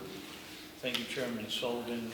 Once again, on behalf of Legislators Adonisio, Nasarino, and myself, I'd like to move forward with item 6S. It's an approval of a fund transfer in the Sheriff's Department. It's for road patrol overtime. It's for $150,000 with no fiscal impact. Any discussion, questions, comments? I just have a comment, because it wasn't clarified for me at the Special Personnel Committee meeting. My comment at that meeting, and I understand it was back up, but what I wanted to clarify, and I understand it's not going to happen here, is we apparently eliminated one road patrol. We went from 6 to 5. So I just wanted some information regarding overtime as it was related to that. And I also wanted to make the comment that we have a lot of vacancies. And my understanding is that the county executive back in 2021 did not sign off on the sheriff's request for vacancy control. So we went a whole year where those people could have been trained at the academy, they would have been out of training, and we would have had them in place, and perhaps could have avoided this overtime. My understanding was that the vacancy requested from the previous sheriff was denied, as was his request for overtime allocations. So here we are, needing more money for overtime. I mean, this is kind of depleting our overtime budget, so it's going to be interesting to see where we're at in November. That's just my comment. Both the last sheriff and the current sheriff have difficulties in having candidates pass certain parts of the examinations leading to their employment here. I know I had conversations with former Sheriff Langley, and we're starting to fill those vacancies, but that was not, I don't think it was not a county executive issue. That was just a matter of filling vacancies with candidates who could pass certain parts of the examinations. I'd like to make a comment. I spoke to the former sheriff as well, and the reason those vacancies weren't filled at the time was there was no approval to fill those vacancies at the time that it was requested by him. That's not what he told me. And that's not what the undersheriff told me either, the former undersheriff. Legislator Sage has a comment. Well, just, I've spoken with the previous sheriff and undersheriff as well, and they both informed me that they have difficulty in filling those spots, that they were trying to fill their vacancies, but there comes a time when they're kicked out of the process for testing or whatever, but they have been trying to hire. I know there's a difficulty in hiring law enforcement at this time, and our former sheriff and our current sheriff are both having problems. And that's a trade-off too, overtime and staff. That's the age-old problem, and that was, yeah. Okay, thank you. Something we have to address. Anyone else? So therefore, make a motion, or we approve it, right? Yes. Any comments? Roll call vote? Legislator Adnizio. Legislator Albano. Yes. Legislator Castellano. Yes. Legislator Goldman. Yes. Legislator Yonke. Yes. Legislator Montgomery. Yes. Legislator Nasarino. Legislator Sage. Yes. Chairman Sullivan. Yes. Motion carries. Item 6D is the approval of the fund transfer in the Sheriff's Department jail overtime. Is in the amount of $222,912. I believe the sheriff indicated that about half of this was related to a single constant watch for someone who probably would have been better served in a mental facility, mental health care facility that we all heard about. Any comments, questions, discussion? All in favor? Aye. Aye. Item 6U is the approval of the fund transfer for the county executives line in the purchasing department in anticipation of overtime due to the departure of our director of purchasing. It's in the amount of $11,000 with no fiscal impact. Any comments, questions, discussion? All in favor? Aye. Aye. Next is audit and administration, and I'll turn it over to Chairman Castellano. Thank you, Chairman. On behalf of legislators Albano and Goldman, I'd like to put forward the following. Item 6V is the approval authorization for legislators to attend in September the New York State Association of Counties Conference to be held in Buffalo, New York. We have 3 legislators that have indicated that they would like to travel to Buffalo and attend this meeting. This is a great conference. It's held twice a year, once in the winter in Albany, and the other times usually in Western New York. So I'm happy to see 3 legislators that have volunteered to go to Buffalo to attend this meeting. I think it's a great benefit to all of us here in the legislature as we'll bring back information that's helpful to us as we do our business. Thank you. Legislator Albano? Just like to say, I agree. You get a lot of information in. It's well worth spending. Anyone else? Discussion? Questions? All in favor? Aye. Item 7 is other business. Would anybody like to bring up any other business tonight? Seeing that there's none, we'll move on to item 8, which is recognition of the public on agenda items. Is there anybody here from the public that'd like to speak about anything we had on the agenda tonight? Please come up to the mic. Do we have did you say we have a sheet? It's a sign-in sheet. Can you just do us a favor and put your name and town on there, right? Is that what we have? Thank you. Judy Allen from Putnam Valley. I'm here, I'm not going to talk about item 6B because it's basically been covered. There's a lot of interesting new information to me. Okay, so one thing I'll say about that is I believe that some of the people who have concerns about the management of the local soil and water district as opposed to the DEC oversight are concerned about the qualifications of the soil and water manager. I understand that there hasn't been one for over a year, and that maybe there's an acting one, but that person has 3 or 4 other jobs. I don't know enough to speak about it, but I'm just saying that the concerns of the people who feel that the DEC would be doing better oversight than the local soil and water manager, that's like a main thing. Okay, a question I have is August 25th at the Physical Services Committee, I went to the website, the minutes, to look for the comments, and I saw that the comments were not included, and I wondered, do you not include the public comments in minutes of all the meetings, or was it just that meeting because it went on too long, or what is the policy there? The clerk is typing those minutes up. I just haven't completed them yet because it was a pretty long meeting, so I'm working on them, but they will be. They will be included? Yes. Because I wanted to hear. Not verbatim, but they will be Yeah, summarized, okay. yes. The So audio now- is online though, if you want to hear the audio. Okay. Yeah, the audio. Thank you. Okay, so why I'm actually getting up here tonight is item 6F, is it? About the culvert at Peekskill Hollow Road at Wicked, which I'm wearing my hat as a board member of Tompkins Farmers Cultural Center. That stream goes right by the center, and I see in the authorization of it that the work is intended to be done no later than 24 months after the award, which was done tonight. And the project shall be completed within 30 months, commencing construction. That's 2.5 years.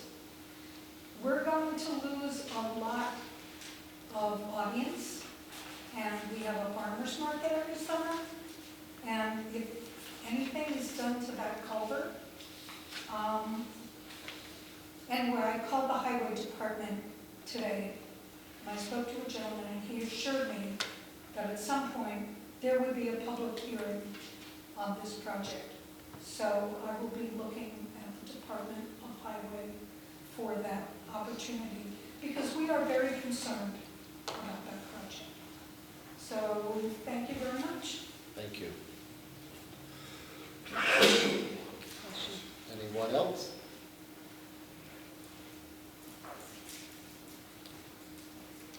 Good evening. I'll have to go back and get that. Maureen Simon, I'm from the town of Kent. I have a comment about the resolution asking the governor to veto A6652, S4162. I attended the Physical Services Committee meeting on the 25th, and a letter was read that Legislator Sage had submitted. And in that letter, and I don't have it in front of me, members of the legislature had received a letter from, a copy of the letter that town councilwoman from the town of Kent, Ann Campbell, had sent to Senator Harkin, asking for a carve-out, asking him to add a carve-out in his bill for towns, villages, and I guess counties that had more stringent language than, and more stringent protections for Class C streams. And I believe that Legislator Sage referenced that. I referenced it when I got to the podium and read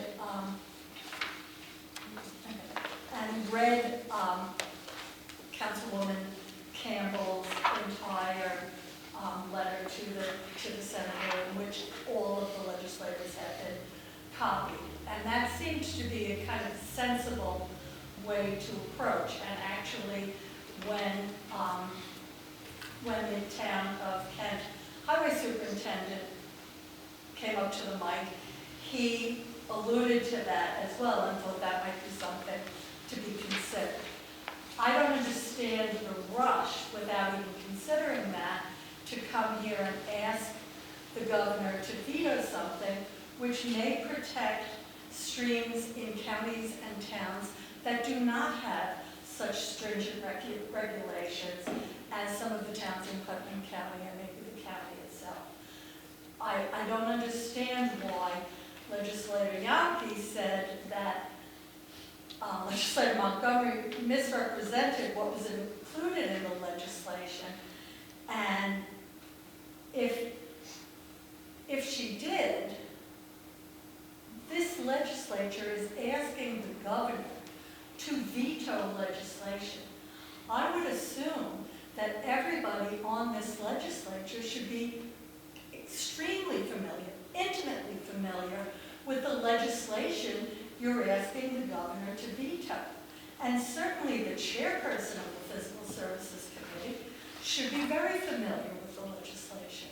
So if Legislator Montgomery misspoke, it would seem that any member of this legislature that is supporting this veto should have been able to say, no, that's incorrect, that's not in the legislation, because we want the governor to veto the legislation, so we should know what it is. I was also a little disappointed this evening when comments were being made that Legislator Montgomery wasn't allowed to rebuke some of the comments that were made about her personally. And I would think with a legislature that represents us all, everyone should be given a chance to speak. And we shouldn't cut people off and say, well, that's over. You know, in the town of Kent, we never did that. We allowed people to speak. We allowed each board member to speak. We allowed members of the public to speak before we voted so we can really get a picture instead of after we voted. I mean, I'm happy to have the opportunity to speak, but it's a foregone conclusion and my comments don't matter at all.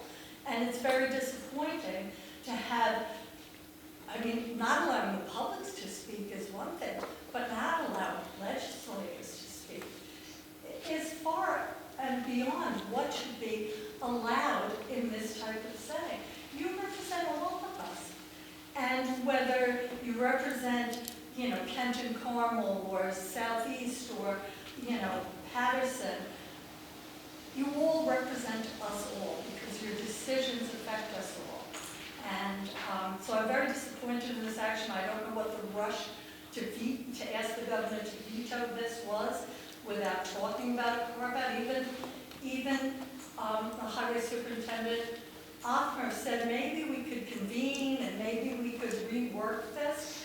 Why did you have to do it tonight? Why couldn't you have waited to see if that was viable, to see if Senator Harkin would have said, yeah, let's talk about a carve-out, let's submit something new, and let's have something that benefits everybody in this state.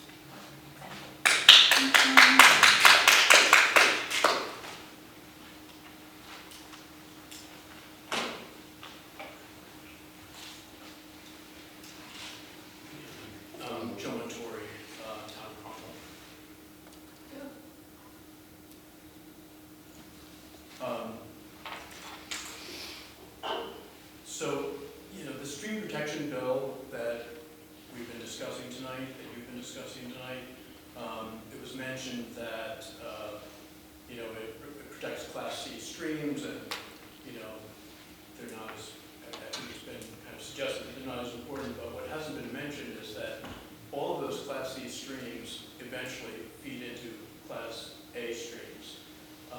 And an example that I've cited in the past is that if you go to Putnam County Golf Course, there's a stream, it's actually marked as the Muscoot River, although it is a Class C stream. And I could stand there and dump pollutants into that stream and then turn and watch as it flows into a Class A stream, which goes into the Muscoot Reservoir, the Amwater Reservoir, excuse me. So the distinction between Class C and Class A is for regulatory purposes, but all that water is connected. All of that water eventually flows into our drinking water systems and supplies. So the distinction is kind of academic. I think the resolution's claims, many of them are unsubstantiated and based on assumptions. They're not based on facts. The estimates of how much it's going to cost, how long it's going to take, these are all based on assumptions. We don't even know what the regulations are going to be once the law is signed by Governor Hochul. And I also want to note that although you have legislators said you had quite a few organizations that said that they opposed it, you didn't ask any of the environmental organizations, and all of the environmental organizations I'm familiar with are supporting it. So if you really wanted to protect water, I would think that you would consult environmental organizations who I think know this issue better than anybody else. And finally, my biggest point, since you've already voted to ask the government to veto this law, is that saying that the Soil and Water Conservation District of Putnam County is going to protect our water and do a better job is, it's ludicrous, frankly, because they can't even meet their current responsibilities. 10 years ago, I formed a watershed association here in Putnam County around Kirk Lake, the watershed, and I called the Soil and Water Conservation District and asked for their assistance, and I got none. I got complaints that they didn't have enough staff, but it was only one person. I think there is only one paid staff person right now. That person also wore 3 other hats. So to say that the Soil and Water Conservation District is going to protect our water and do a better job than the DEC is ridiculous.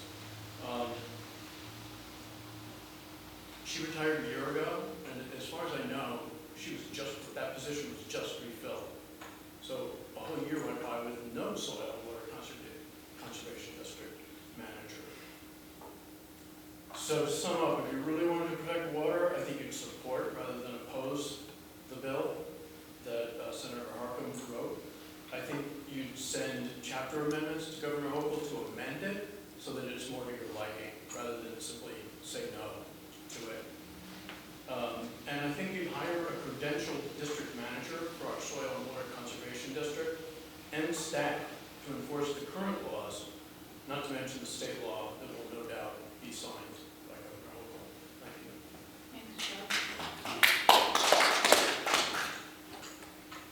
you. Anyone else? Please.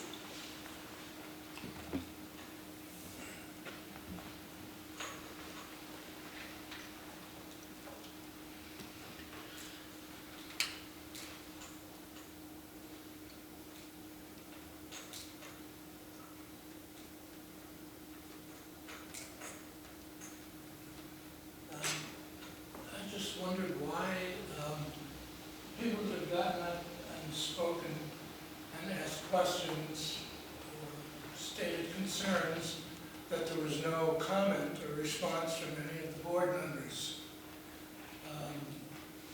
Whatever those comments might be, like, oh, we weren't aware of that, or you're right, I apologize, or any sort of comment, just silence. Thank you.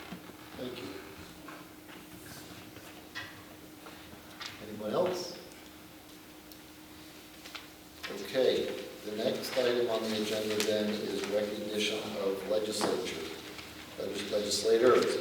Anybody like to have anything they'd like to say tonight before we adjourn? Legislator Goldman?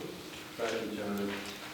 Schools across Putnam County are heading back to school. I'd like to remind drivers to be especially vigilant for pedestrians before and after school hours. Throughout the last decade, nearly 1 in 4 children of child pedestrian fatalities occur between the hours of 3 and 7 p.m. So please, drive safely. I would also like to wish all the kids have a wonderful year while you're back at school. Do well, study, meet new friends, and have a great year. From September 21st to the 25th, the Vietnam Veterans Traveling Wall will be coming back to Putnam County. This will allow veterans and families who might not have a chance to travel to Washington, D.C., the ability to witness and to see their names on the wall. It will be a great experience. I hope you will come and bring your family. Also on Saturday, September 24th, is the Putnam Valley Town Day. It's held in the Putnam Valley Town Park on 156 Osceola Lake Road. It's a great event. Please come. It's from 2 p.m. to 9 p.m. and it's a great community event, and we also allow people who don't live in Putnam Valley to come. So please join us. That's it. Thank you. Anyone else? Legislator Young. Yes. Putnam County lost a good friend and a good servant last month on August 26th. Dennis Sant, our former Putnam County clerk. He worked 37 years in county government. He passed away on August 26th at the age of 75. He was a 1966 graduate of Brewster High School, a 1968 graduate of Sullivan College, and also an Air Force veteran. He served 13 years as our county clerk, following 24 years as the first deputy county clerk. He was auxiliary past president and trustee of the Brewster VFW Post 672, and a big supporter of Brewster High School athletics. He was a friend. He was a friend to me. He was a great friend. I was lucky to catch up with him a little bit before, about 3 weeks before he passed away. I had a beer with him. It's really a loss for Putnam County. He was full of energy and full of life in his retirement, and he died suddenly. A big loss for all of us. Thank you. Anyone else? Legislator Montgomery? Yeah, so to clarify some things, because I have an opportunity now and I have the floor, I just think to call for a vote before the legislator has a chance to respond is what is misleading in this legislature.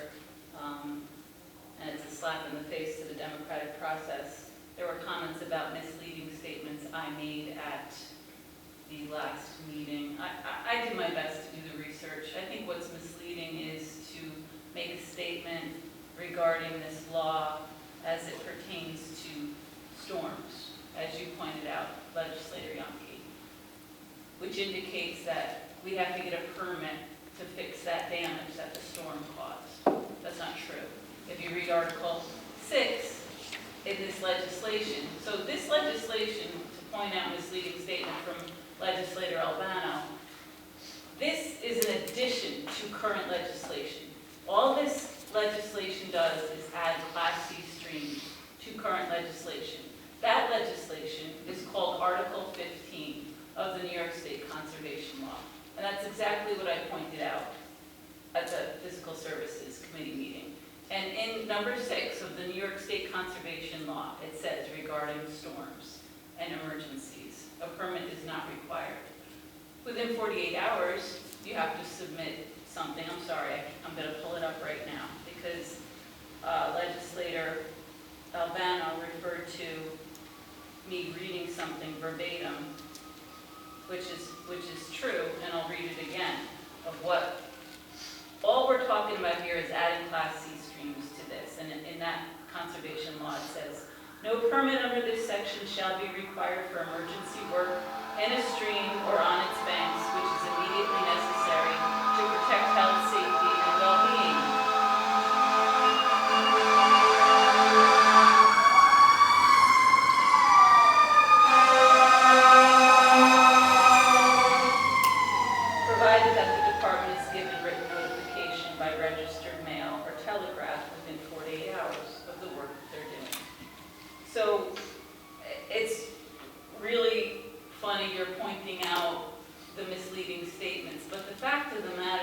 before I even made those statements, 63 or so constituents wrote letters to you asking you not to pass this resolution. Many people came up at that meeting and asked you and talked about. All 3 of those members of that committee voted on a resolution that they all stated they did not know enough about. And you all here voted on a resolution that it's obvious to me we still don't know enough about. So rather than vote to veto this law, why not correct it? In regard to my statement about no permit is needed for a municipality, and that includes a highway department, it clearly says that in Article 15 of New York State Conservation Law, of which this is being added. No permit under this section shall be required for any state department or state public corporation. State departments and state public corporations can enter into a written memorandum of understanding. Nobody understands what that means because it hasn't been done. The way I interpret it, it's much like what DOT has to submit to the New York State DEC. It's a memorandum of understanding. I think that relates to all of the permitted work needed in your district. Now, you probably have to do some back and forth, but the fact of the matter is, again, nobody knows what that means. Nobody knows what it's going to involve. So to mislead the public by saying this is going to add a year and thousands and hundreds of thousands of dollars to protecting our most vulnerable resource is ridiculous. So there's lots of other things I can clarify. You voted on it. You're going to send the resolution to the governor. I'm going to write a letter to the governor myself asking that she pass the addition to Article 15 of New York State Conservation Law and maybe offer some suggestions in how to make it better before it's actually passed into law. I just want to say it is the start of the school year and it's a very exciting time. Unfortunately, I got lots of calls from constituents stating that unbeknownst to them and unbeknownst to the superintendent, the SROs and the SPOs are wearing body cams in schools. They were not informed until the day before school started. When asked for the policy for that body cam, they were told they can't have it. So I don't know what happened to the police policy reform that we had, calling for more transparency and calling for public involvement, but this is what we have, and now I have to answer to it. So I don't know what to do to explain to my constituents, like, what was the process. We have no policy for body cams, apparently. Didn't come before us that I've seen. I don't know if you guys have seen it, but that's what happened there, and it's a rocky start to the school year. Hopefully, we can ease, you know, there's a time and place for body cams. I don't know what it is, and maybe it is in the school, but we weren't informed that that was going to happen, and that's, to me, goes against everything we worked on for the police policy reform. And on a sadder note, September is Suicide Prevention Awareness Month, and I think this goes along again with, you know, the resolution we just passed regarding National Recovery Month. To me, they go hand in hand, and we do have a new suicide prevention hotline, 988. I want to tell you a really personal story about how important Suicide Prevention Awareness Month is. Many times in my life at home, there was a knock at my door that I didn't want. And this time was 6 o'clock in the morning, Putnam County Sheriff's Department knocked on my door. Again, things have happened, and obviously I go there, and they got a ping from a phone from I'm going to try to be vague here, but explain this. They got a ping from a phone registered to my name from an out-of-state location. Luckily, they got this ping from my phone from someone who called the suicide hotline for a phone that was associated with my name, and I was able to respond and maybe prevent tragedy. So to talk about National Recovery Month, that goes hand in hand with Suicide Prevention Month, and just to let the public know, 988 is the new suicide prevention hotline, and please keep those in mind who are still suffering. Thanks. Thank you. Legislator Castellano. Yeah, just felt incumbent to make a little clarification on what we did tonight with the veto. We're actually asking the governor to veto the legislation so it can come back and get rewritten. The governor can't make changes. She's the executive branch. The legislature has, bipartisan set this through with both state assembly and state senate. When it gets to her desk, and to my knowledge it hasn't reached her desk yet, she has 5 days to act on it. We're asking her to veto it and at least reconsider some of the provisions that we have said tonight. And I hope that's what she does. That's what Governor Cuomo did. Provisions. You asked to veto it. We're asking her to veto it so at the very least they could redraw it, just like you just mentioned. She cannot make changes to it now. What's being presented to her in the future hasn't happened yet. This is our time to say, hey, reconsider this, veto it, send it back to the legislature, and make the corrections that are necessary. That's not my understanding of how it works from Markham's office. They can add things to it before she signs it. Before she signs it. Doesn't have to go back. It certainly can go back, which was what Governor Cuomo did when he vetoed it. He sent it back, hopefully for That would change. be unfortunate. Well, it is what it is, and that's what we did tonight. So just to make the assumption that she can just change it when it hits her desk, she's not allowed to do that. She can either sign it, or she can approve it. I believe she has 5 days to do so. If she does nothing, then it becomes law. From my understanding, I might be not correct, but we're asking her to veto it and make the corrections necessary now before it becomes a law that we It can't doesn't have. say it in the resolution. You're asking her to veto it. Go back and forth, right? Well, that's What's my your comments? There's also a couple other things I just want to mention. 9/11, 21 years ago, there's some incredible events that are taking place in Putnam County, both here in Carmel and in Brewster. The VFW in Brewster is doing a ceremony on the morning of 9/11. It used to be done by Jack Gress for a number of years, and it was a tremendous thing, and I'm glad the VFW has taken it over and is doing a ceremony that morning. Also, the Brewster Elks Club has a ceremony every night at around 6 o'clock.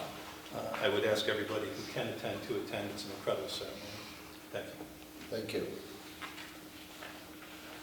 Legislator Sage? I know I don't want to relitigate this whole thing over again, but I do want to mention a couple things from our highway department's conversations with our representative from the DEC in Region 3. They stated that no municipality will be exempt from the statute under Environmental Conservation Law 150501. He said there was some confusion about this, but our representative assured that Putnam County nor any other municipalities in Putnam County qualify for this exemption. There is also no provision available to seek an exemption by way of memorandum of understanding with the New York State Department of Conservation.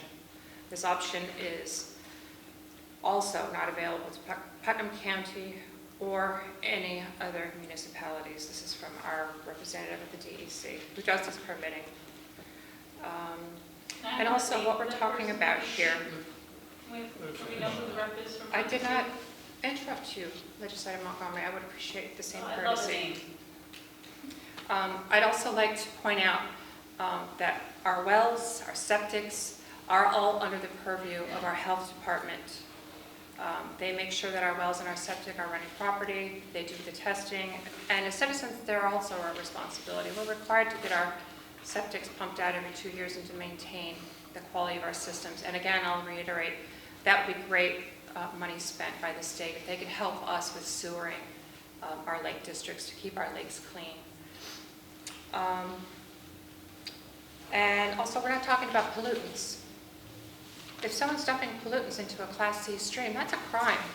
That's something that needs to be reported. That's somebody who needs to be arrested.